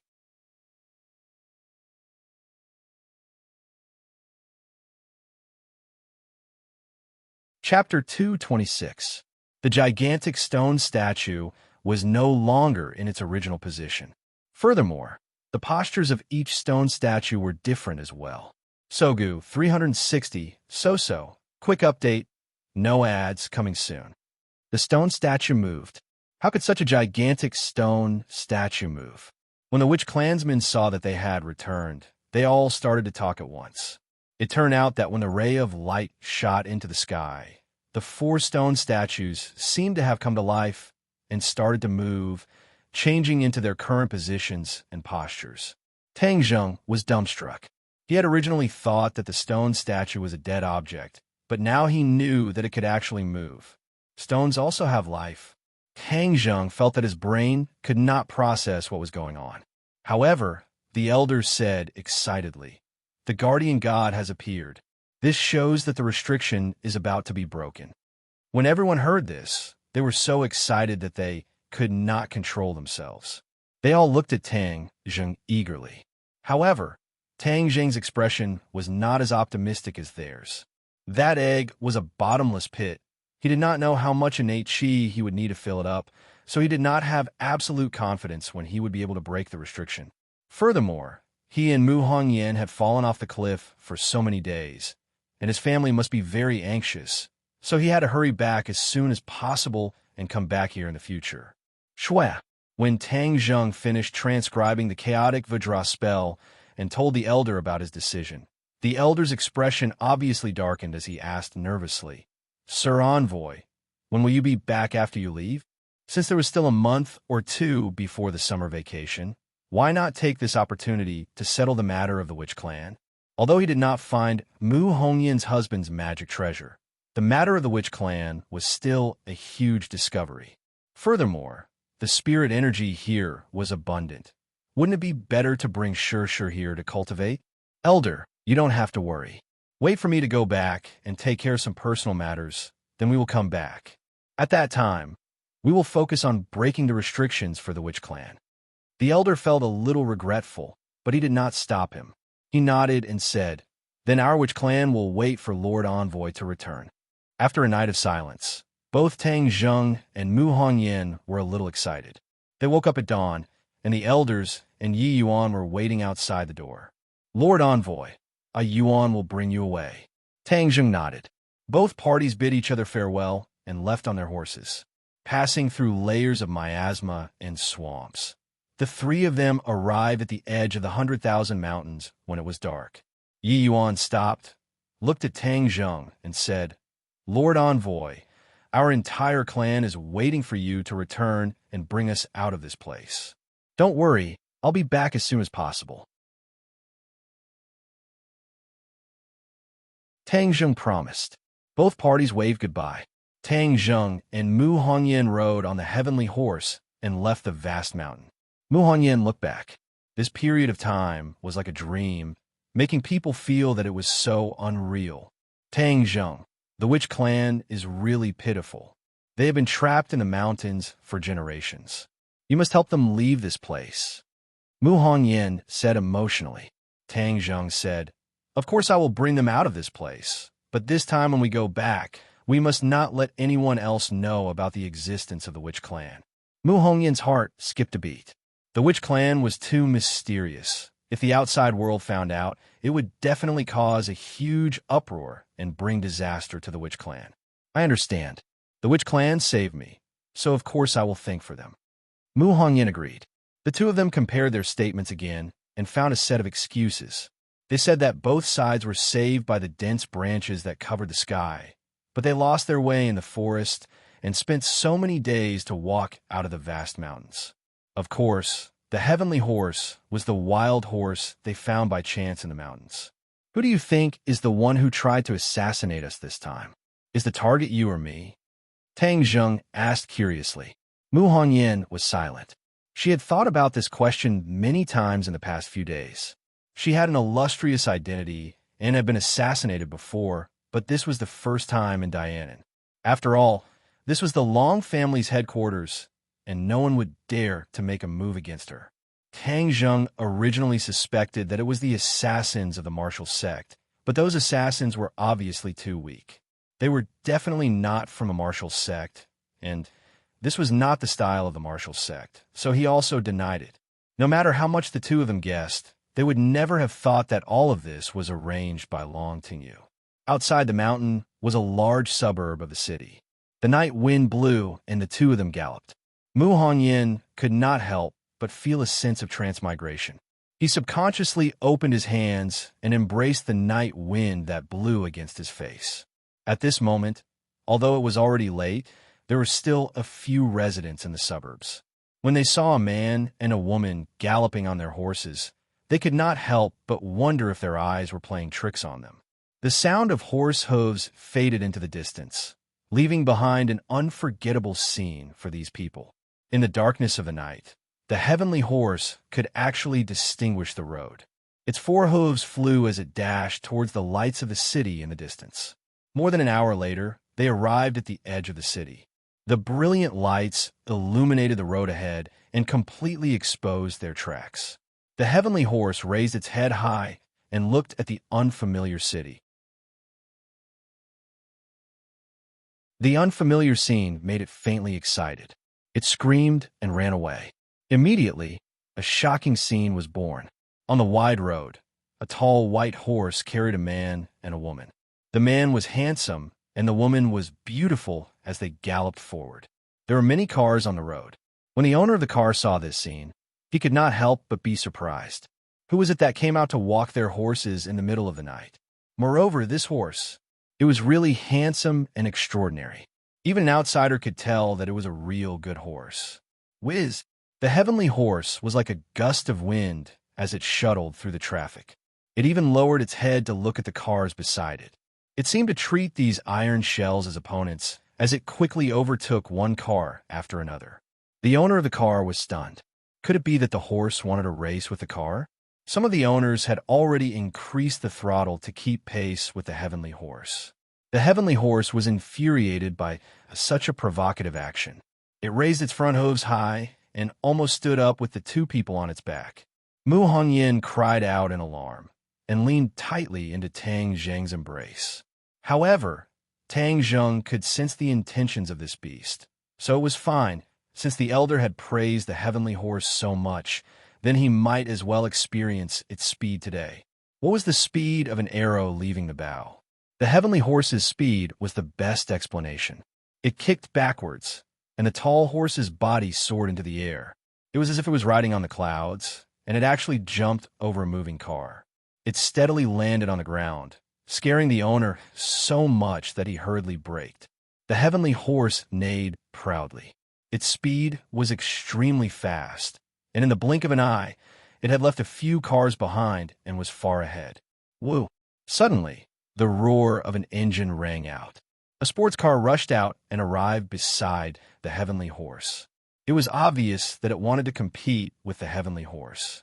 Tang Zheng was in high spirits as he patted the back of the heavenly horse and said, "Do you have the confidence to beat him?" The heavenly horse snorted proudly and turned its head to look at the owner of the sports car. The owner of the sports car thought that his eyes were playing tricks on him. He was actually looked down upon by a beast. He fiercely pressed the horn a few times in response, as if he was roaring. Tang Zheng laughed involuntarily. He understood the other party's feelings very well. Wasn't he also despised by the heavenly horse back then? This beast was very arrogant. Whiz whiz. The horse and the car began to compete. There were not many cars on the road, and the heavenly horse took advantage of the opportunity to advance forward. It had already soared into the air and flew over many roofs. The sports car was like a ghost, moving at a very fast speed, closely keeping pace with the heavenly horse.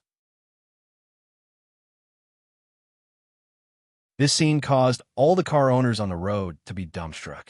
Many people stopped their cars and used their phones to record this scene that was hard to come by in 100 years. Both sides were very fast, and in a short while, they had left the other cars far behind. Suddenly, the heavenly horse turned its head to look at the sports car, as if it also felt that the speed of this iron box was not slow. Its eyes burned with fighting spirit, and it actually increased its speed again, instantly leaving the sports car a few meters behind. Mu Hongyan had sat in many luxury cars, but she had never had such a high-speed experience on the road, let alone sitting on the back of a horse. As the heavenly horse moved forward, she couldn't help but shout out loud. Tang Zheng could clearly feel the trembling of every cell in her body. That unprecedented experience was enough to make anyone feel satisfied. This was like riding a roller coaster. The more exciting it was, the more scared it was, and the more excited it was. Tang Zheng hugged her tightly, not allowing her to be thrown out. Seeing that the sports car had caught up again, Tang Zheng patted the horse's back and said, "Faster, completely shake off this tail." The heavenly horse seemed to understand his words and suddenly sped up. In front of them was the downtown area, and there were many people and cars.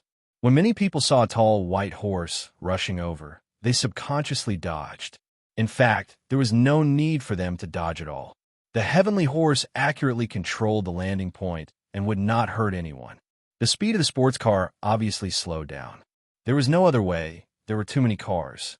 No matter how good his driving skills were, no matter how powerful the sport car was, it couldn't fly. So after chasing for a while, he could only watch the back of the white horse disappear from his sight. He unwillingly slapped the steering wheel to vent his frustration of failure. The video of the race between the car and the horse, and the white horse's victory over the sports car, was spread to the internet.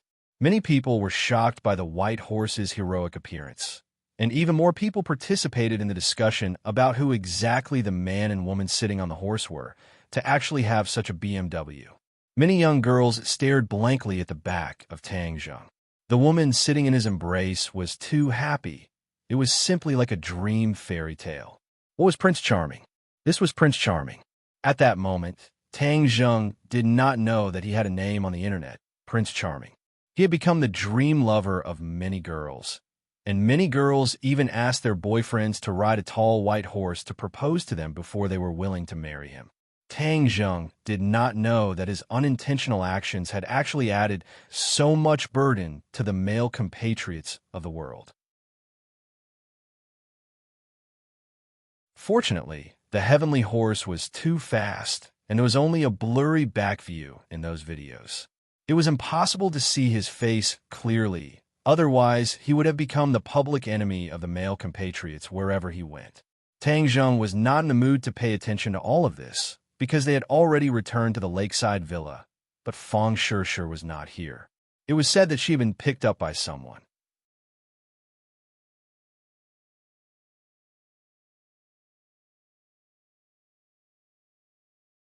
Chapter 227. The news of Tang Zheng and Mu Hongyan's return immediately reached the Long family. Long Xianyuan immediately asked the two of them to go to the Long family. He wanted to find out what was going on. During this period of time, the real culprit behind the scenes had not been found, and Long Xuanyuan's anger was burning more and more. Although the assassin was a foreign force, he had no place to investigate. However, he aimed the spearhead at the cold-faced killer, Xiao Xiaoling. Xiao Xiaoling killed Wang Fuchuan, and he wanted to know who was the real culprit behind the scenes. Just like Long Tingyu said, the assassination of Mu Hongyan might also be arranged by the real culprit. However, Xiao Xiaoling seemed to have disappeared into thin air. No one knew where he was, but everyone believed that as long as he showed up, he would definitely not be able to escape the eyes of the Long family. The two of them were preparing to go to the Long family, when suddenly, Tang Zheng felt a strong uneasiness. Something happened to Shir. He sensed that the Imperial Spirit Array in the Jade Buddha that he had given to Fang Shir had been activated. Only when Fang Shir was in danger would the Imperial Spirit Array be activated. Shir is in danger. I'll go save her first. Tang Zheng turned over and mounted his horse. Without waiting for Mu Hongyan to react, he urged the horse to gallop. Mu Hongyan was shocked. How could Fang Shir be in danger? She immediately contacted Long Xinyuan, hoping that the Long family would mobilize their power to find the whereabouts of Fang Shir. Mu Hongyan and Tang Zheng had experienced this ordeal and understood even more about Tang Zheng's extraordinariness. Therefore, if Fang Shir had an accident in Dianan, it would definitely arouse the disgust of Tang Zheng. Although Tang Zheng's current strength was not that heaven-defying, offending him was definitely not a good thing. His potential was limitless, and no one knew how far he could go in the future. Actually, they did not need to track down Fang Shir's whereabouts, because Tang Zheng had already used the tracking technique to track down her location. This time, Fang Shir was not facing an ordinary danger. Tang Zheng had already sensed that the Jade Buddha had been destroyed. The Jade Buddha would not be destroyed by ordinary attacks, which meant that the enemy was an expert. Tang Zheng spurred his horse and galloped straight to a luxurious restaurant. When this tall horse entered the restaurant, the waiter was so shocked that he forgot to stop it. He dismounted from his horse and walked towards a private room with a gloomy face. Finally, a waiter came forward to stop him. Tang Zheng did not even look at him as he walked straight towards his destination. The Pegasus snorted and looked down at the dumbfounded diners. Then, it followed Tang Zheng and walked forward. It was extremely arrogant. When it encountered a table, it lifted its hooves and directly kicked it away. This man and horse were both filled with power, exuding an aura that warned others not to get close. Stop right there. Suddenly, an angry roar sounded. The two burly men at the door blocked Tang Zheng's path. Bang bang. Tang Zheng made his move like lightning. Without giving the other party a chance to react, the burly man flew out and smashed into a nearby table, causing waves of screams. Tang Zheng raised his leg, and the tightly shut door was immediately kicked flying. The scene inside the private room could be seen clearly. Fang Shir was leaning against the corner of the wall, and the other person was actually Long Tingyu. He was looking at Fang Shir in shock and shouted, "You are a cultivator!"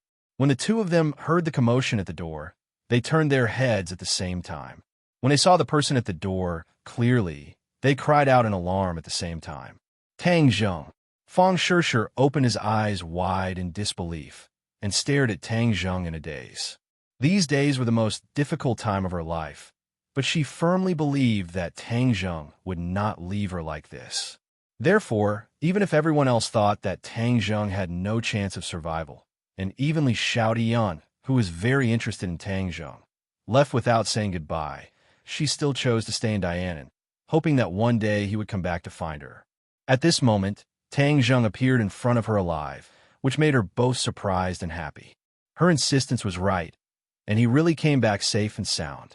The stone hanging in her heart finally fell to the ground. She really wanted to cry out loud, especially when she thought of the grievances she had suffered just now.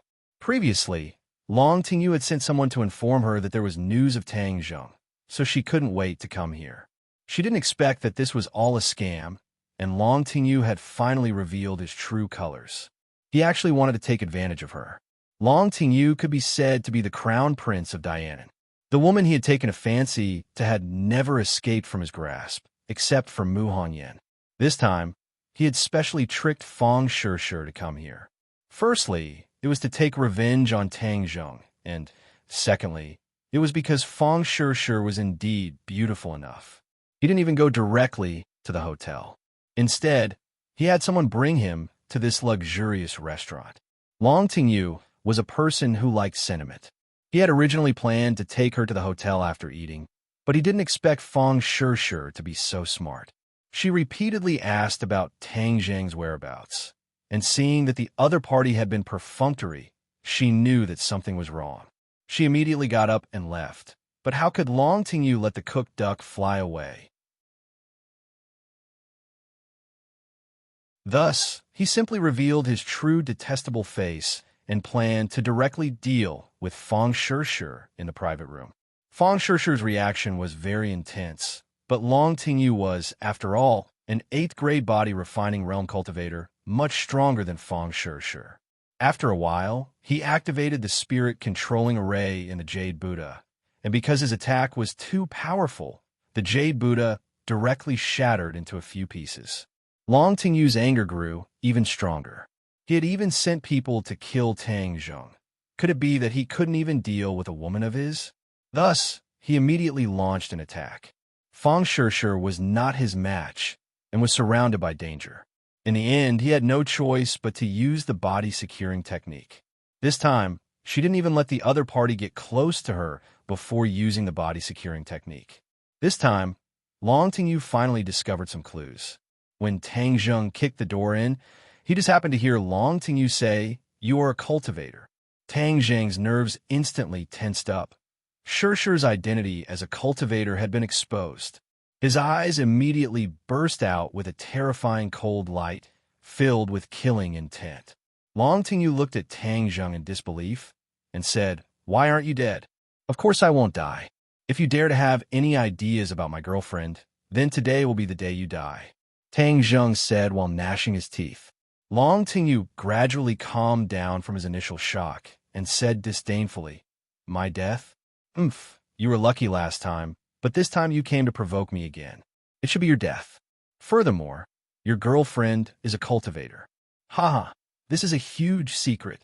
I think the people from a martial sect will be very interested.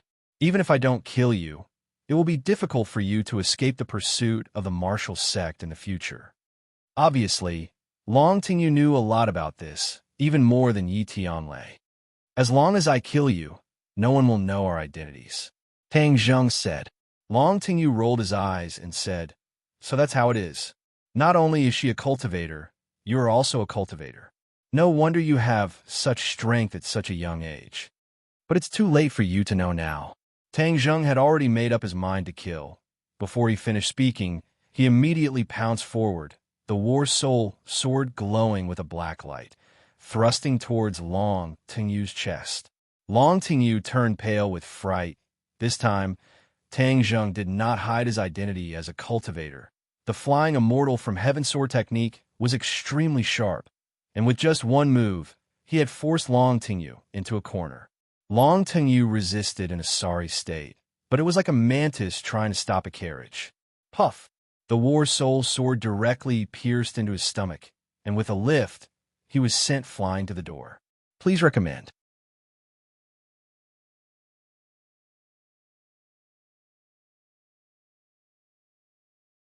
Chapter 228. Long Xianyuan had previously thought of roping in Tang Zheng, but when he heard that Tang Zheng was a cultivator, this thought was thrown out of his mind, and even his anger towards Tang Zheng gradually subsided. Although, because of what Tang Zheng had done to Long Tingyu, Long Xianyuan had already listed him as an enemy, but he never thought that he would be a cultivator. Long Xianyuan was stunned for a long time before he regained his senses. He knew how powerful cultivators were, and he also understood that the relationship between the martial sect and cultivators was like fire and water. He did not even dare to offend the martial sect, and was even more afraid of cultivators. This was the attitude of ordinary people towards cultivators, to keep a respectful distance from them. They did not have as deep a foundation as the martial sect, and cultivators were too mysterious. It was said that they had the ability to overturn rivers and seas. Although Tang Zheng was definitely not that capable at the moment, he could not rule out the possibility that there was such a powerful expert behind him. Immediately, Long Xianyuan also understood why Tang Zheng was able to display so many extraordinary aspects at such a young age. Tang Zheng stared at Long Xianyuan. If the other party made a move, he would definitely not sit still and wait for death. Even if he had to risk his life, he would protect Fang Shishir. At most, he would escape into the 10,000 mountains and it would not be easy for Long Xianyuan to deal with him. Long Xuanyuan's expression kept changing, but Long Tingyu could not hold it in any longer and shouted, "Dad, did you hear what I said? They are cultivators. Hurry up and capture them." "Shut up," Long Xianyuan shouted, and Long Tingyu immediately shut up, staring at Tang Zheng hatefully. Tang Zheng was unmoved. He only cared about Long Xuanyuan's attitude. "Tang Zheng, you saved Nana and Hong Yin. This is a great kindness to the Long family. The Long family knows how to repay this kindness."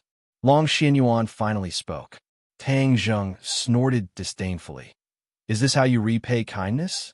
You actually dare to do bad things to my girlfriend." Long Xianyuan glared fiercely at Long Tingyu.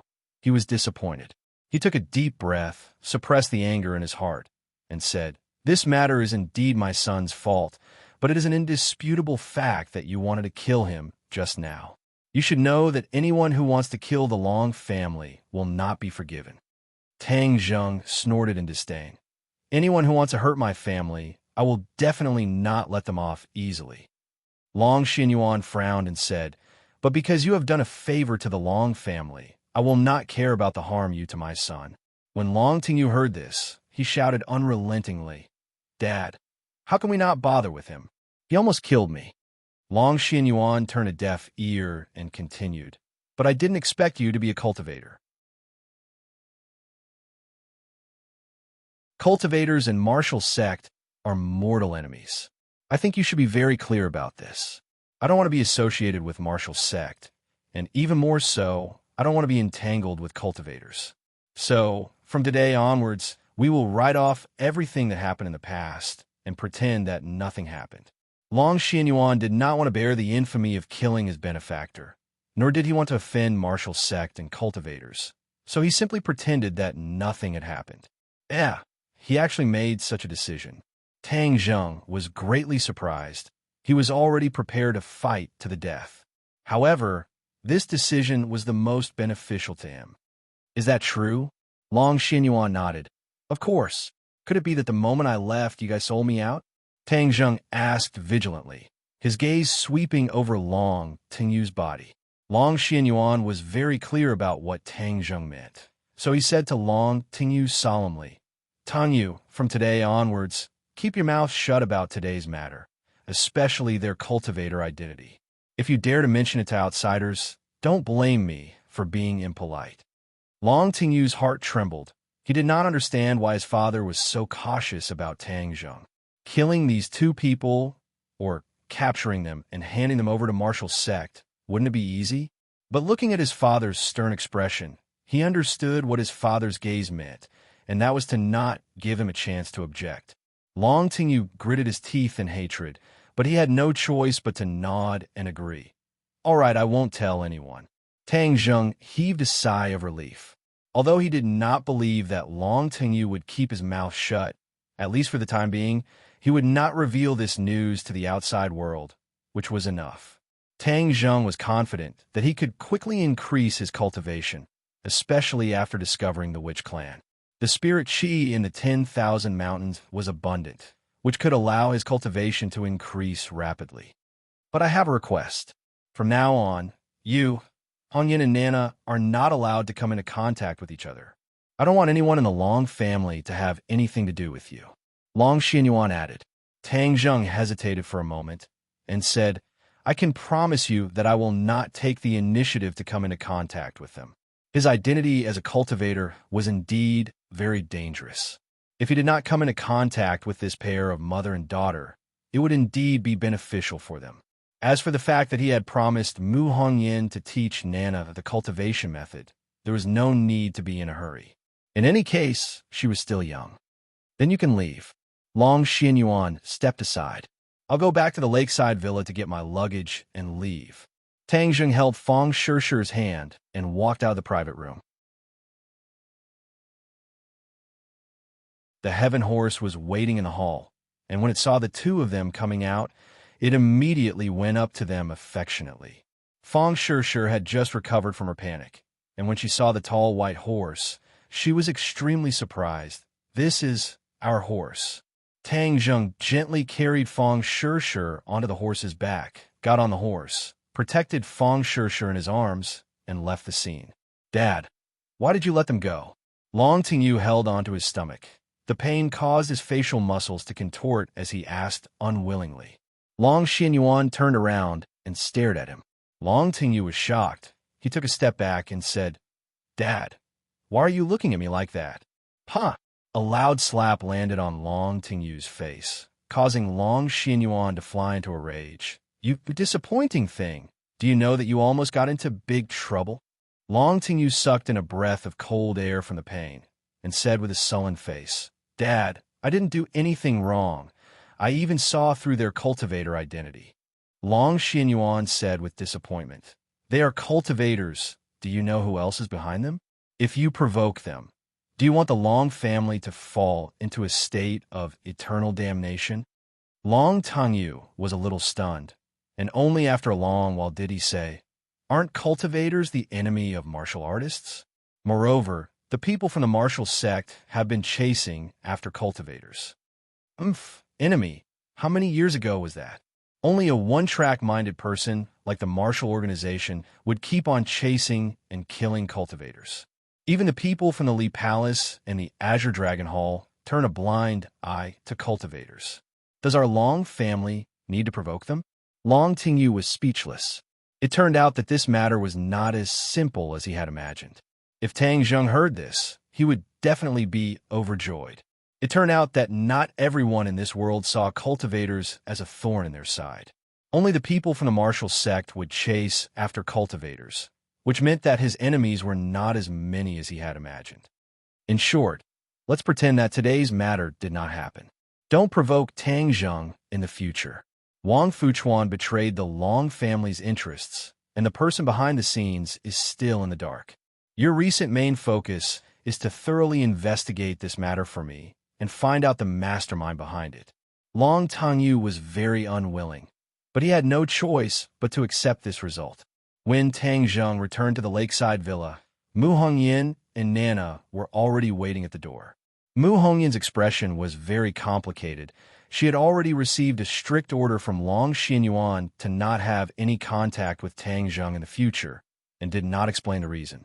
Mu Hongyan was confused. Tang Zheng was such a big help. If he was to rope him in, it would definitely be beneficial to the Long family in the future.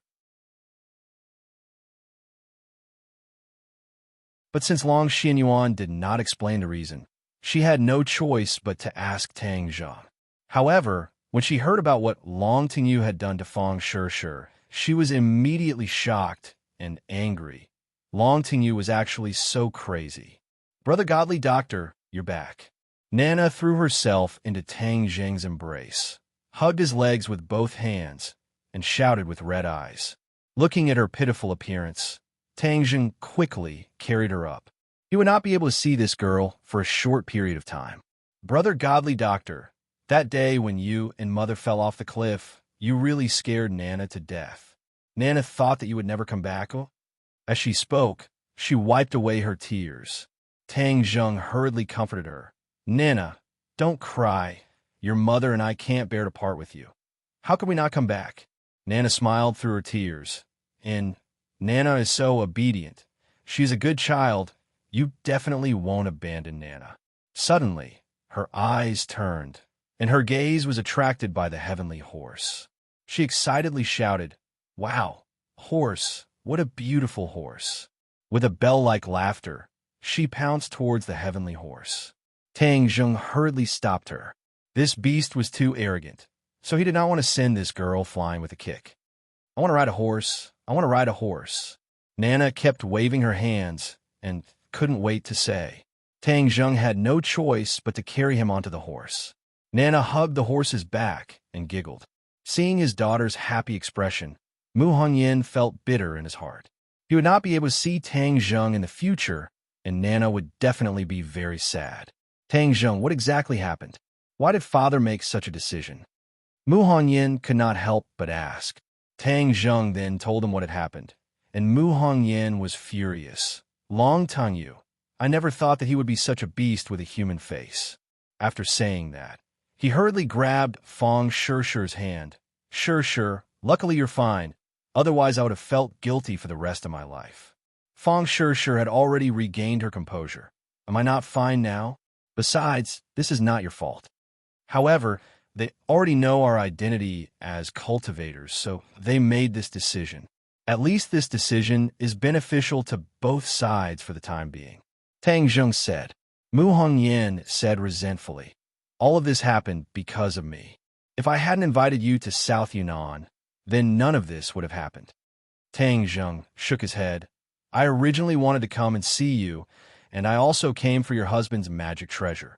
Fang Sure was already clear that Mu Hongyan knew their identity, and knew that her husband was also a cultivator. Hearing them mention the magic treasure, she said, Tang Zheng, we can't come here in the future. Last time, you looked for it alone. This time, we'll look for it together for the last time. If we really can't find it, then it means that it's not your fate. Tang Zheng's heart moved. One more person, one more chance. And she was right. If he couldn't find it this time, then it would be very difficult to come to the Long family in the future, and this magic treasure would really be covered in dust forever.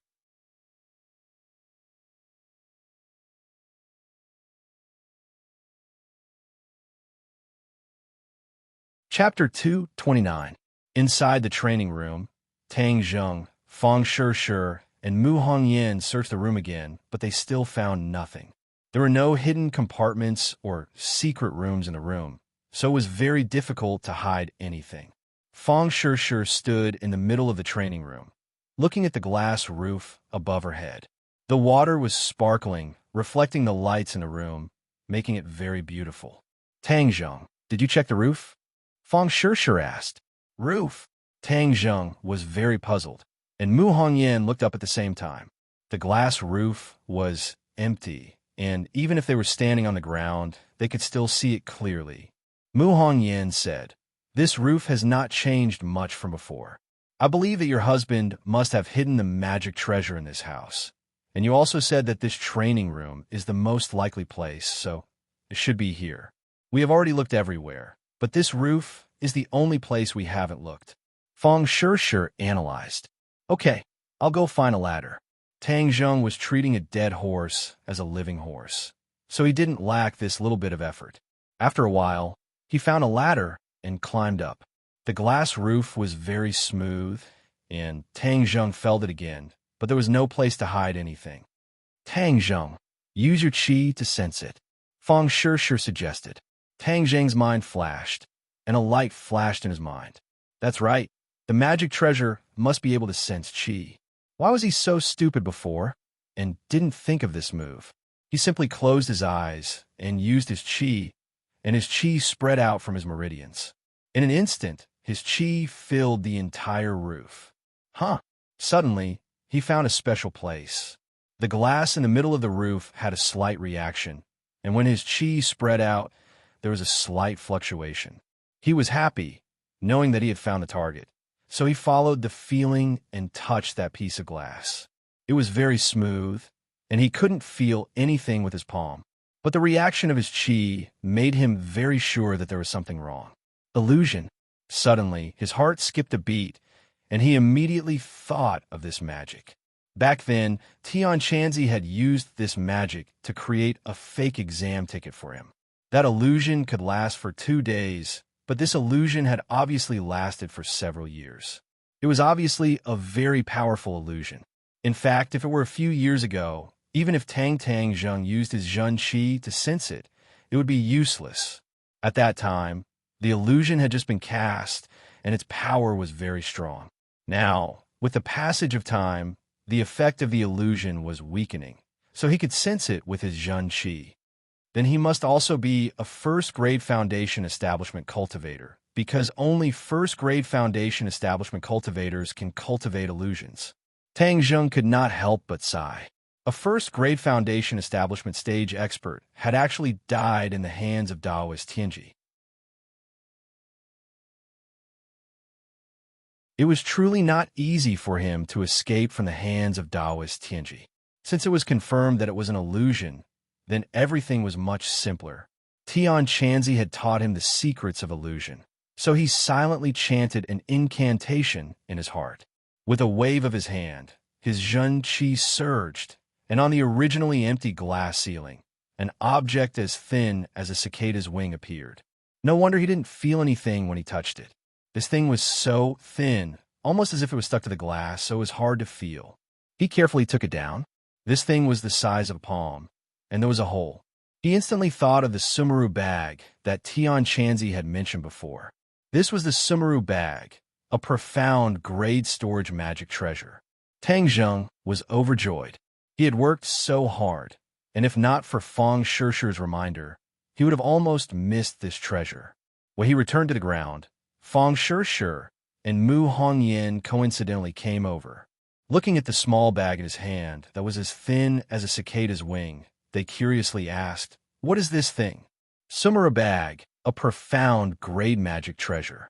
Fang Shishi looked at this magic treasure with mixed feelings. At that time, her husband was tragically killed because of this magic treasure, so she hated the Sumeru bag even more. If not for it, then this family would not have been torn apart. Fang Shishi had also heard Tian Chanzi talk about the Sumeru bag's function. She was excited and said, "Can this small bag really hold a lot of things? Let's try it and we'll know." Tang Zheng operated his Zhen Qi, and his divine sense immediately drilled into the Sumeru bag. A huge space suddenly appeared in front of him. This space was as big as the villa, and it was completely empty. Tang Zheng's thoughts moved, and he pulled out the War Soul Sword from his waist and aimed it at the Sumeru bag's opening. With a whoosh, the War Soul Sword disappeared and entered the Sumeru bag space. Fang Shishi and Mu Hongyan were dumbstruck as they looked at this scene. Even Mu Hongyan could not help but exclaim, "This is too amazing. This is not the most amazing thing. If it is an Earth-grade magic treasure Sumeru bag, it can also hold living things or even people." Tang Zheng recalled Tian Chanzi's introduction and could not help but say with fascination, "Holding people? Then isn't this a moving house? People can still live inside." Mu Hongyan exclaimed, "Yes, but right now I'm just a moving warehouse, but this is enough for me. No matter where I go in the future, I can carry the War Soul Sword with me, and even more things." Tang Zheng said, unable to contain his joy.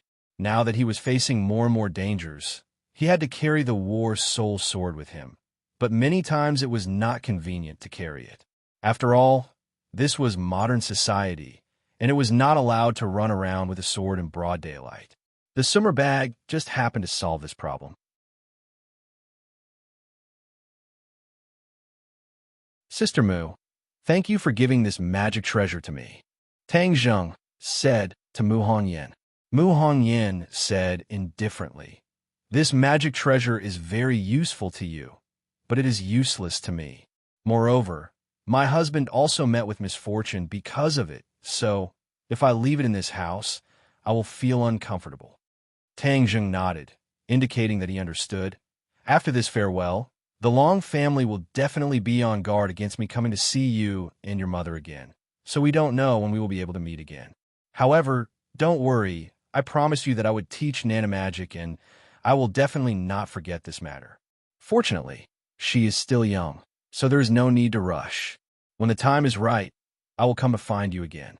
Tang Zheng believed that in a few years his strength would greatly increase, and even if it was Long Xinyuan, he would not have to be too afraid. Mu Hongyan said in understanding, "I understand. We will wait for you to come back. Then we will take our leave first. There's no need to be in such a hurry. It's already late. Let's rest for the night and leave tomorrow." Tang Zheng hesitated for a moment, then agreed. "Are you going back to the mountains next?" Mu Hongyan asked. "Yes, I promised to help them break the restriction. I'll take advantage of my summer vacation to finish this matter." Tang Zheng had already made plans. "I wish you success." The next morning, Mu Hongyan found a large truck and loaded the heaven horse into it. After all, riding a white horse in the middle of the day was too ostentatious. Furthermore, the matter of the horse race last night had caused an uproar, so the appearance of the white horse would definitely cause a commotion. Therefore, they were prepared to use the truck to bring them to the outskirts, and then ride back to the 10,000 mountains. Nana's eyes were red as she held on to Tang Zheng's hand, reluctant to part with him. "Brother Godly Doctor, are you really leaving? Can you stay and accompany Nana?" Her delicate and pitiful appearance could almost melt one's heart. Tang Zheng squatted down, wiped away the tears from the corner of her eyes, and said, "Nana, be good. When you grow up a little, Big Brother will come and see you, okay? I believe that Nana will definitely be even more beautiful at that time." "Oh, but Nana wants to accompany Big Brother. Nana can't bear to part with you." Seeing that, Mu Hongyan could not help but feel a strong sense of sadness in his heart, and his mind could not help but recall the time he spent with Tang Zheng. Without a doubt, this was the most extraordinary time in her life. She had experienced too many things that she had never experienced before. It was like a dream, making her feel like she was addicted to it. How good would it be if she could always live in that kind of fairy tale-like world? As soon as this thought popped out, she was shocked. She glanced at Tang Zheng and quickly shifted her gaze away. "What's wrong with me? How can I have such thoughts?" She was a little flustered as she clutched her chest, trying her best not to show any abnormalities. Tang Zheng comforted her for a long time, but Nana still kept crying. In the end, under her tearful eyes, he and Feng Shishir got into the car. Nana kept waving her small hands. "Brother Godly Doctor, Nana will miss you. You must also miss Nana." The car started. Tang Zheng was in a very low mood. Feng Shishir snuggled up to him and comforted him. "There will be a day when we meet again in the future. Don't be so sad." Tang Zheng squeezed out a smile, let out a long breath, and said, "I know, as long as I become stronger as soon as possible, this day will come sooner." The car stopped in the suburbs. The two of them changed to heaven horses and galloped towards the 10,000 huge mountains. This was the first time Feng Shishir had seen such a primitive forest scenery. She was extremely excited. She only had a little understanding of the mysterious Witch Clan from Tang Zheng's words. She had no idea what would happen on this trip, but she was filled with anticipation. This was an adventure that belonged to her and Tang Zheng. The corner of her mouth hooked up into a smile that came from the bottom of her heart. After passing through the swamp and miasma, they finally arrived at the periphery of the Witch Clan tribe after spending half a day. With a sharp whistle, a few people jumped out from the dense forest. When they saw that it was Tang Zheng, they all bowed respectfully. Lord Envoy has returned." This news was quickly spread back.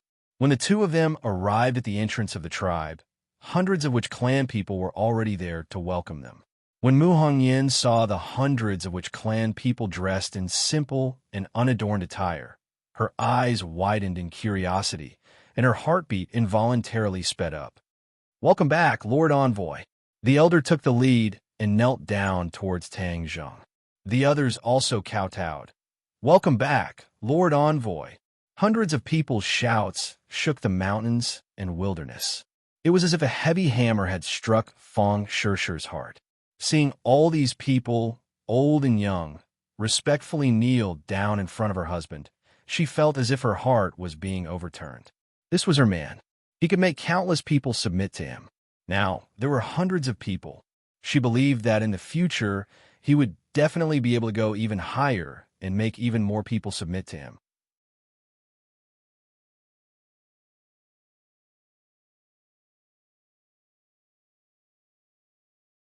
Chapter 230. During this time, Tang Zheng went to the sacred ground again and absorbed all of the innate qi for the giant egg. The positions of the 4 stone statues changed once again, and the restrictions were weakened even further. Tang Zheng's confidence doubled, and he continued to work hard to cultivate, but this time he placed his gaze on the chaotic Vajra spell.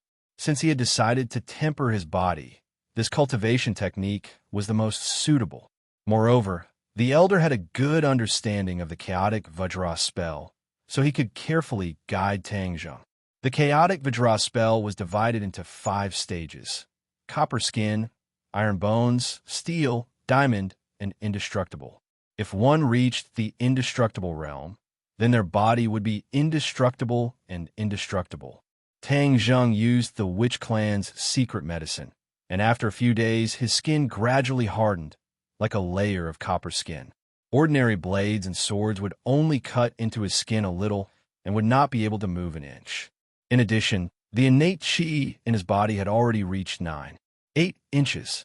He was just 2 minutes away from entering the foundation establishment stage and making a qualitative leap. At noon, when he walked out of the cave once again, Feng Shi, the elder, and Yi Yuan, who were waiting outside, hurriedly went up to welcome him. "Lord Envoy, how is it?" the elder asked anxiously. Plus Tang Zheng shook his head. "That giant egg is like a bottomless pit. It still doesn't have much of a reaction." He had always been curious about the white light that rose from the giant egg in the mural after it shattered. However, his power was limited, and it would take some time for him to break the giant egg. Sometimes he had the illusion that he was like an old hen that was hatching chicks, working hard to hatch this giant egg. Boom! All of a sudden, a loud noise interrupted his train of thought.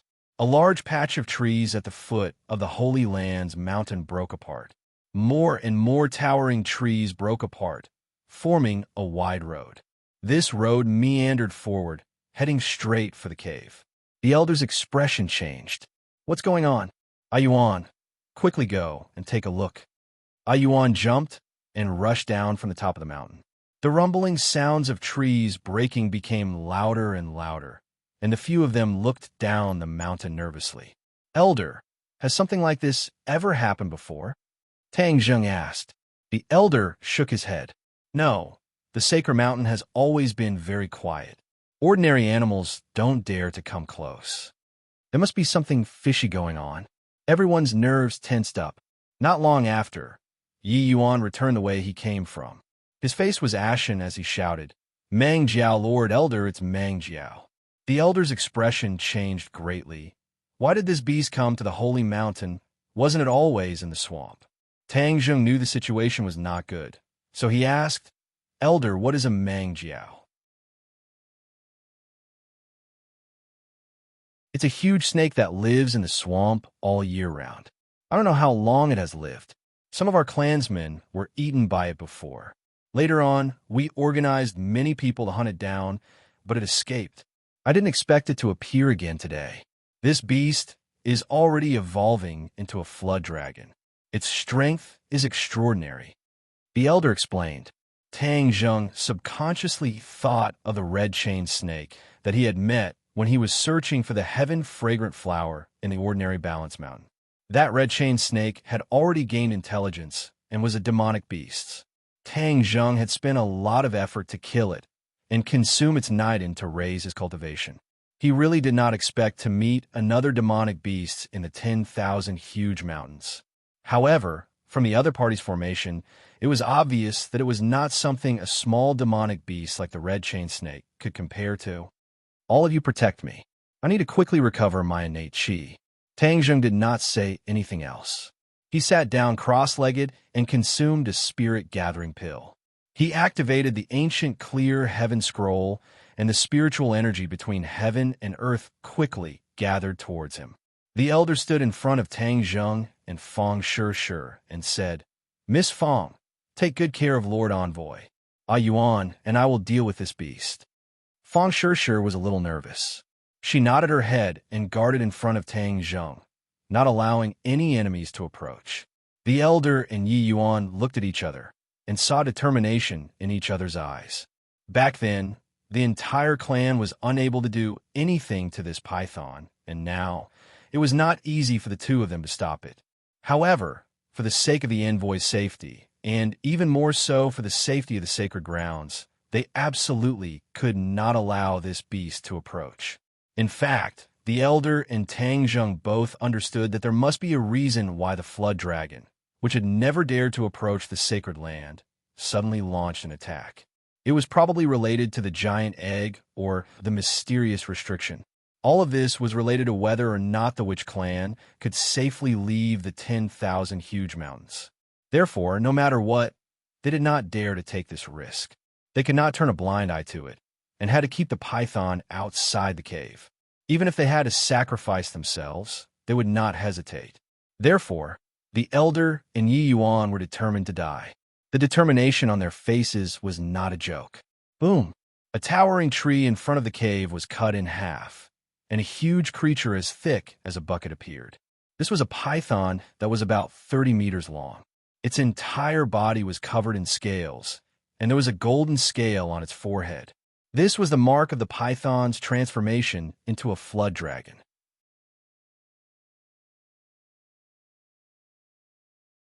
When a golden horn grew out from this golden scale, it would become a true flood dragon, and its strength would increase greatly. The python flood dragon's upper body stood up, looking down at the crowd like a tiger eyeing its prey. Its pair of eyes were as big as two fists, revealing an ominous glint. The two poisonous fangs in its mouth emitted a faint cold light, and its scarlet tongue flickered incessantly, the stench assailing their nostrils. This was the first time Feng Shishir had seen such a demonic beast. Her heart could not help but tremble, but she still tried her best to suppress the fear in her heart and stood firm. The elder pointed at the python and roared with a loud voice, "Bastard, what are you doing in my sacred grounds? Why aren't you retreating?" The python dragon was unable to speak. It could only stare at the cave behind the crowd, revealing an undisguised expression of greed. The elder's heart tightened. This beast was indeed here for the cave. It must have been the changes during this period of time that attracted its attention. No matter what, he could not let this beast succeed. Roar! The python dragon let out a strange roar, and its bloody mouth directly bit towards the few of them. Attack! The elder roared. Yi Yuan rushed into the sky and smashed his huge fist directly onto the python dragon's head. Bang! After the python dragon ate the punch, it let out another angry roar, and with a tilt of its neck, it bit towards Yi Yuan. The tip of Yi Yuan's foot tapped on its body, and he flew backwards, hugging onto a big tree to stabilize his body. Whoosh! A gust of wind blew, and the python dragon's huge black tail swept across the sky. Kacha! The big tree was broken by the huge tail, and Yi Yuan and half of the tree trunk fell down together, smashing fiercely onto the ground. However, Yi Yuan was not injured.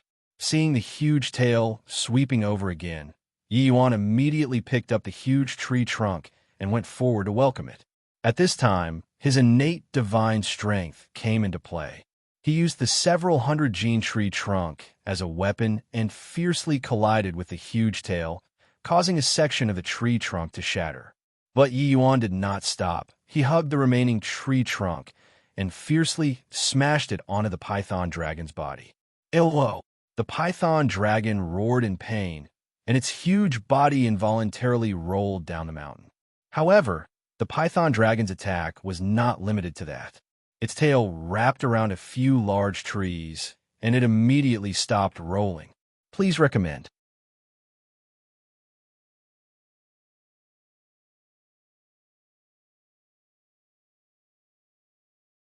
Chapter 231. Seeing that the python dragon was attacking again, Yi Yuan's expression changed greatly. He threw the elder to the ground and threw a huge fist in the air. Net bang! A fist smashed onto the python dragon's body. The python dragon roared and swept its tail, causing Yi Yuan to fly out. It smashed through countless towering trees before it fell limply from the sky, unable to move anymore. Ah Yuan! The elder cried out involuntarily. His eyes were bloodshot as he stared at the python dragon. Bastard! I will kill you! The elder rushed out again and soared into the air. He hugged the python dragon's body and climbed straight up, instantly arriving at the top of the python dragon's head. Just now, the python dragon had suffered a great loss at the hands of the elder. Seeing that the other party had climbed onto its head, it immediately rolled down on the ground, hoping to force the elder to retreat. However, the elder held onto his scales tightly and did not let go. The man and the python continued to roll on the mountain peak, breaking countless trees. However, the elder did not seem to be afraid of death and still did not let go. Suddenly, he roared and raised his hand that was grabbing onto the scales. Poochie! A golden light flew up. It was the golden scale armor on the python dragon's forehead. It was actually torn off by the elder. Immediately, the python dragon let out a heart-wrenching scream as it twisted in pain. The elder was finally sent flying by the huge force and landed heavily on the ground. His clothes were torn and many of his muscles were bleeding. He had turned into a bloody man. "Bastard, I've broken your golden armor. Let's see how arrogant you can still be." The elder's mouth revealed a smile as he shouted weakly. The python dragon continued to twist and roll. The forest in front of the cave was directly razed to the ground by him. Sand and rocks flew everywhere. It was a complete mess. Suddenly, the python dragon stopped moving. The elder was overjoyed. He knew that the golden scale armor was the python dragon's fatal weakness. Could it be that it was killed just like that? Fong Shirshir was already dumbstruck. This kind of desperate battle had deeply shocked her. Her hand that was holding onto the war soul sword could not help but tremble. Seeing that the python dragon was motionless, could it be that this beast was dead? She raised her eyebrows and was about to heave a sigh of relief when suddenly, the python dragon leaped into the air and pounced towards her and Tang Zheng. Roar! The sharp roar seemed to be able to tear people's eardrums. But what was even more frightening was the pair of huge eyes and the terrifying bloody mouth. "Miss Fong, be careful." Seeing this, the elder wanted to save him, but it was too late. This was because he was seriously injured this time, and his strength was greatly reduced. It was impossible for him to launch an effective attack.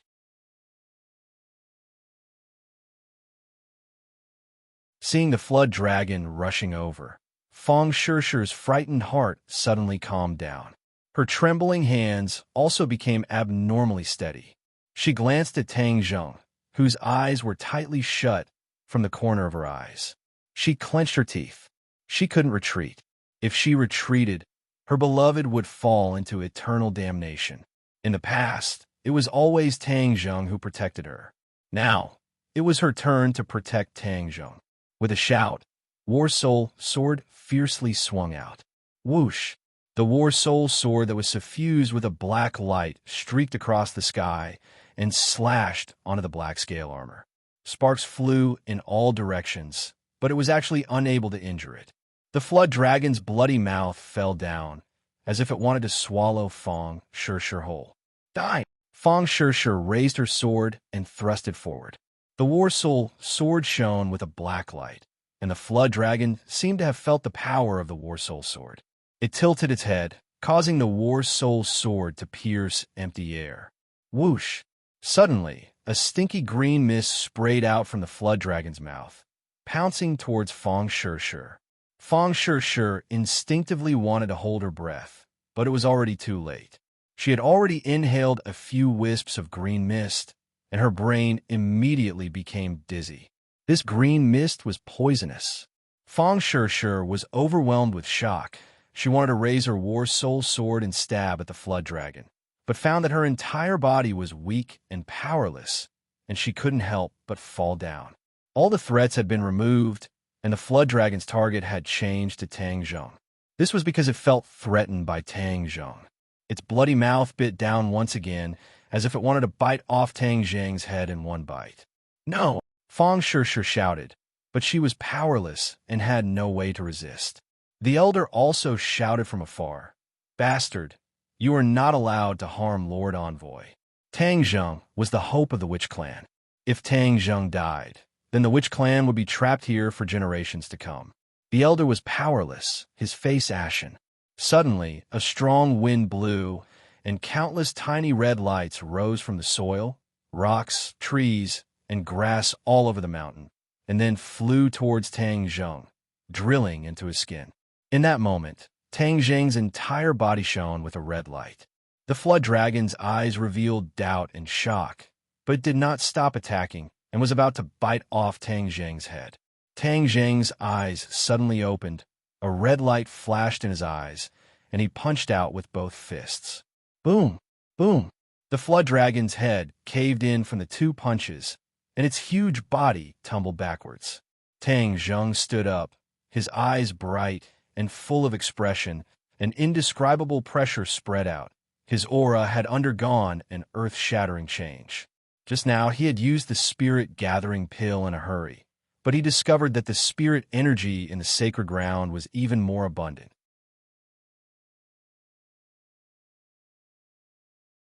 Especially the last bit of red light that he had absorbed, there seemed to be a strange power within it, causing his genuine chi to soar, instantly breaking through the threshold and reaching the first stage of the foundation establishment stage. The genuine chi in his body had also undergone an earth-shattering change. Originally, the genuine chi was in a gaseous state, flowing through his meridians, but now, the genuine chi was transforming from a gaseous state to a liquid state, and the genuine chi in the 9 main meridians was suddenly compressed, once again becoming an inch, but it was even more condensed. Although the amount of genuine chi in the 9 main meridians seemed to have decreased, there was no doubt that the power had increased by several times. This was the extraordinary part of the first stage of the foundation establishment stage. Tang Zheng immediately supported Fang Shishir to sit against the mountain wall. Fang Shishir said weakly, "Tang Zheng, I'm sorry I couldn't protect you well." Tang Zheng forced out a smile and said, "Silly girl, you have already protected me well. Now it's my turn to protect you. Rest first. Wait for me to kill this beast." He raised a War Soul sword and walked towards the Flood Dragon step by step. The War Soul sword felt its master's anger and fighting spirit and excitedly cried out. He glanced at the elder who was lying in the distance, but did not see any trace of Yi Yuan. The elder's originally despairing heart was overjoyed when he saw that Tang Zheng had recovered his vision. He used all his strength to shout, "Lord Envoy, it's great that you're fine." Tang Zheng nodded at him, then locked his gaze onto the Flood Dragon. The Flood Dragon's eyes released a cold light, and blood flowed out from the wound on its forehead, covering its triangular head, making it look even more terrifying. Roar! The Flood Dragon roared, its huge tail sweeping across the air like a thunderbolt. Tang Zheng also made his move, the War Soul sword blazing with a black light. Please recommend.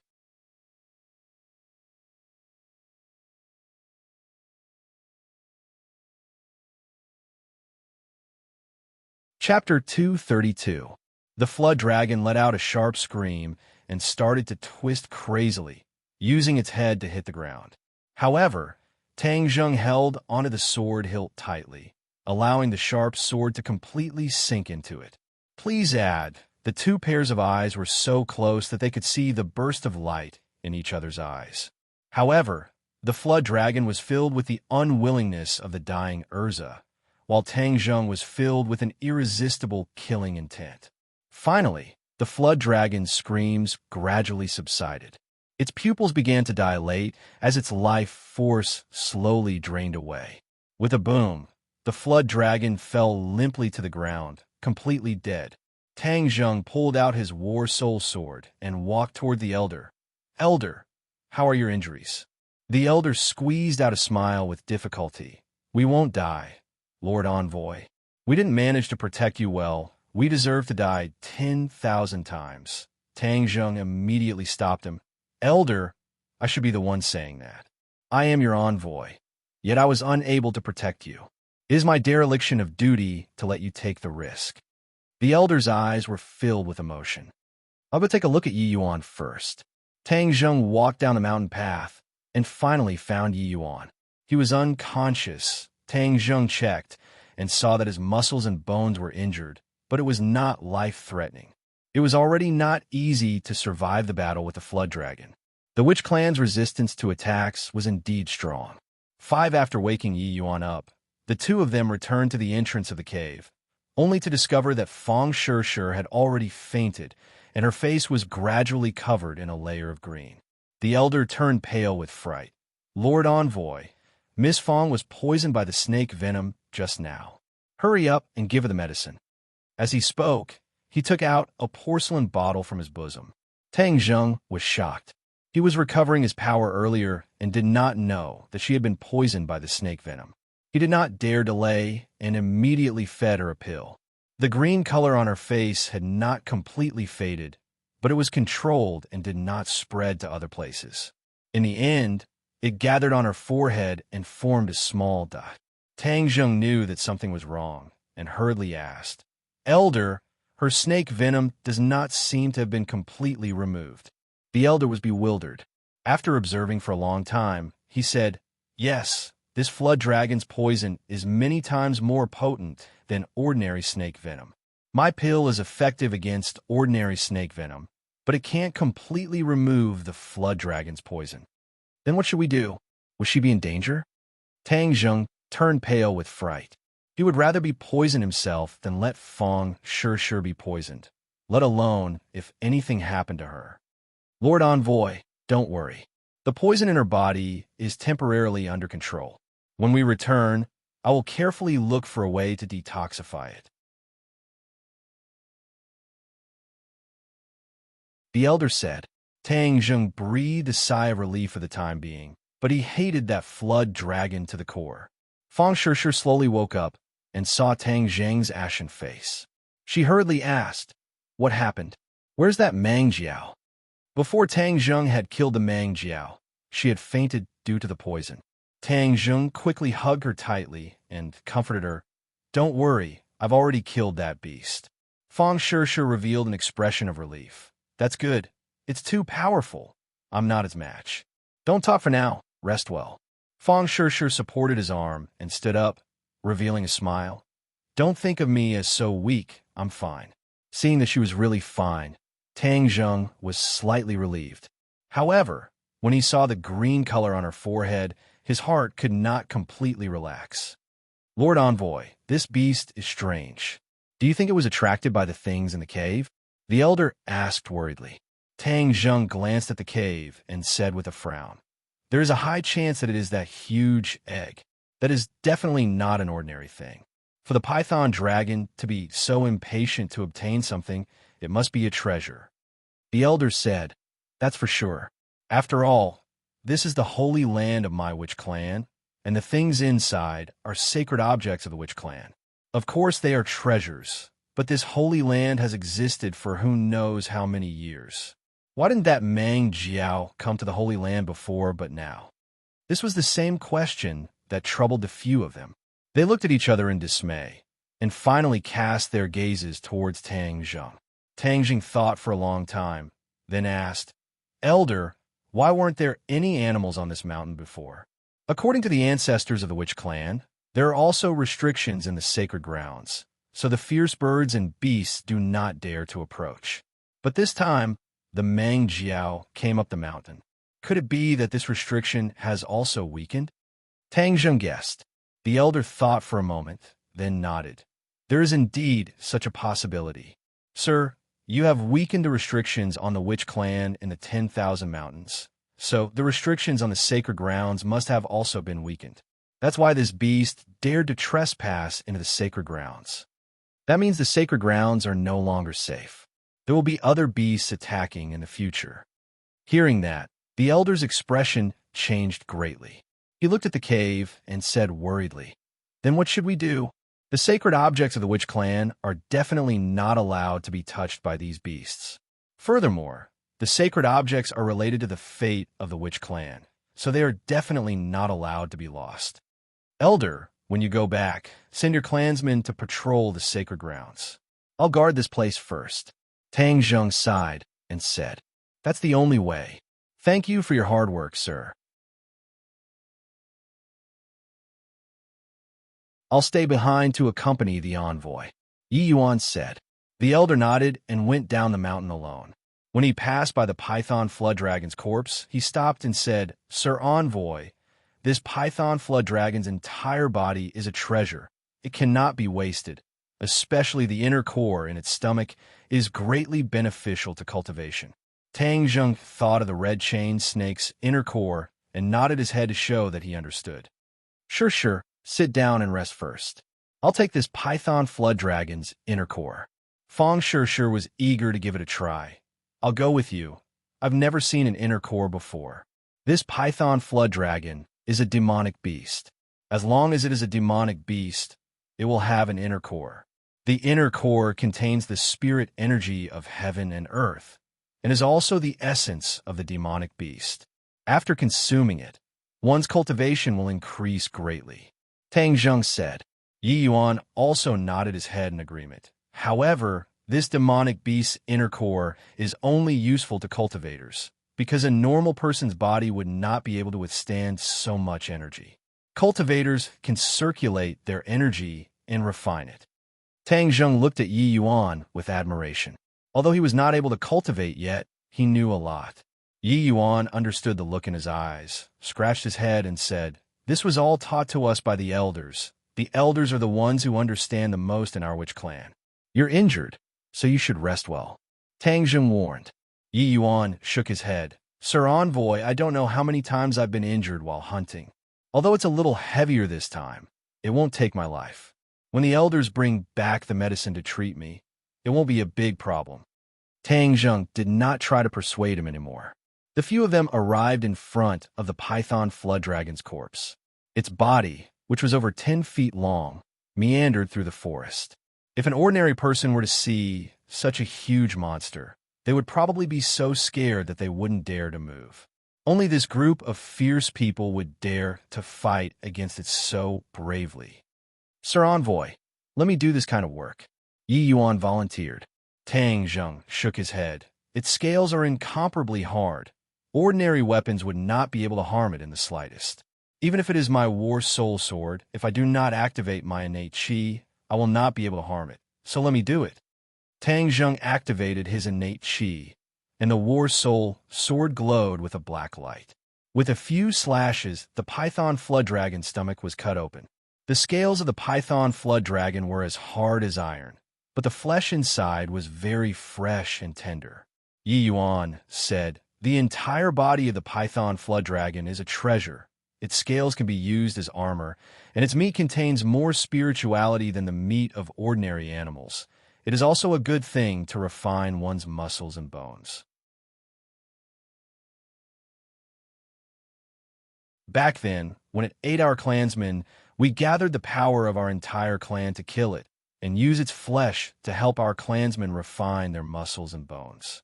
Now, Sir Envoy has finally helped us achieve this wish. Oh, the python flood dragon actually has so many benefits. Tang Zheng's heart moved. Then are there any other demonic beasts in the 10,000 huge mountains? Tang Zheng's strength had increased greatly. If he could hunt demonic beasts and obtain enough demonic beasts' inner cores, then his and Fang Shishir's power would increase by leaps and bounds. Yi Yuan shook his head regretfully. There's still a lot of ordinary beasts in this mountain, but a demonic beast like this python flood dragon that has already gained intelligence is very rare. Suddenly, he paused for a moment and said hesitantly, "But I've heard the elders mention a place before. It's a forbidden area at the westernmost part of the 10,000 huge mountains."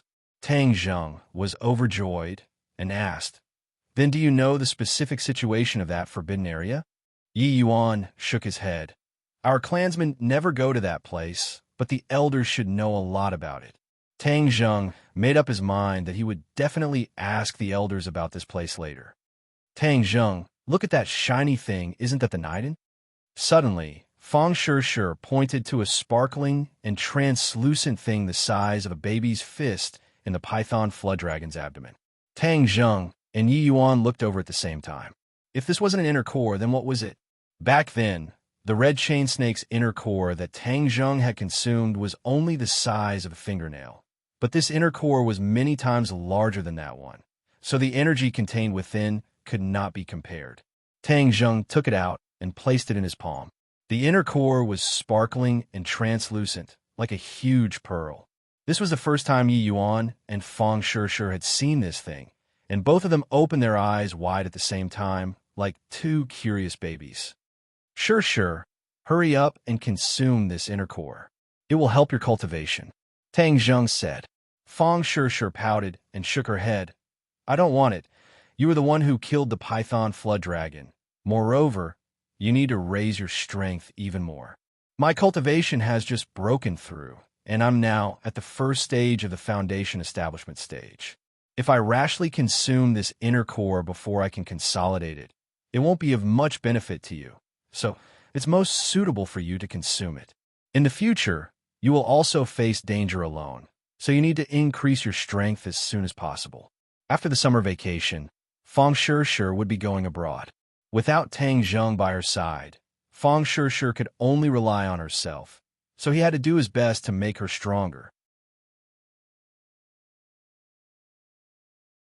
However, there was one thing he was lying about, and that was that it was not impossible for him to consume the inner core right now, but he could only use this excuse to persuade Feng Shishir to consume it.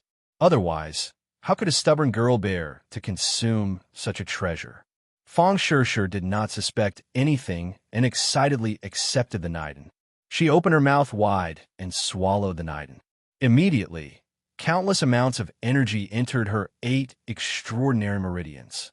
Hurry up and refine this energy, Tang Zheng warned. Feng Shishir immediately sat down cross-legged and activated the Cloudwater art. The Python Flood Dragon's energy was slowly refined by her, and her innate chi rapidly increased. You're tuning into the Romance Rendezvous YouTube channel. We're so grateful for your support, and don't forget to subscribe to join us on this incredible journey through captivating stories.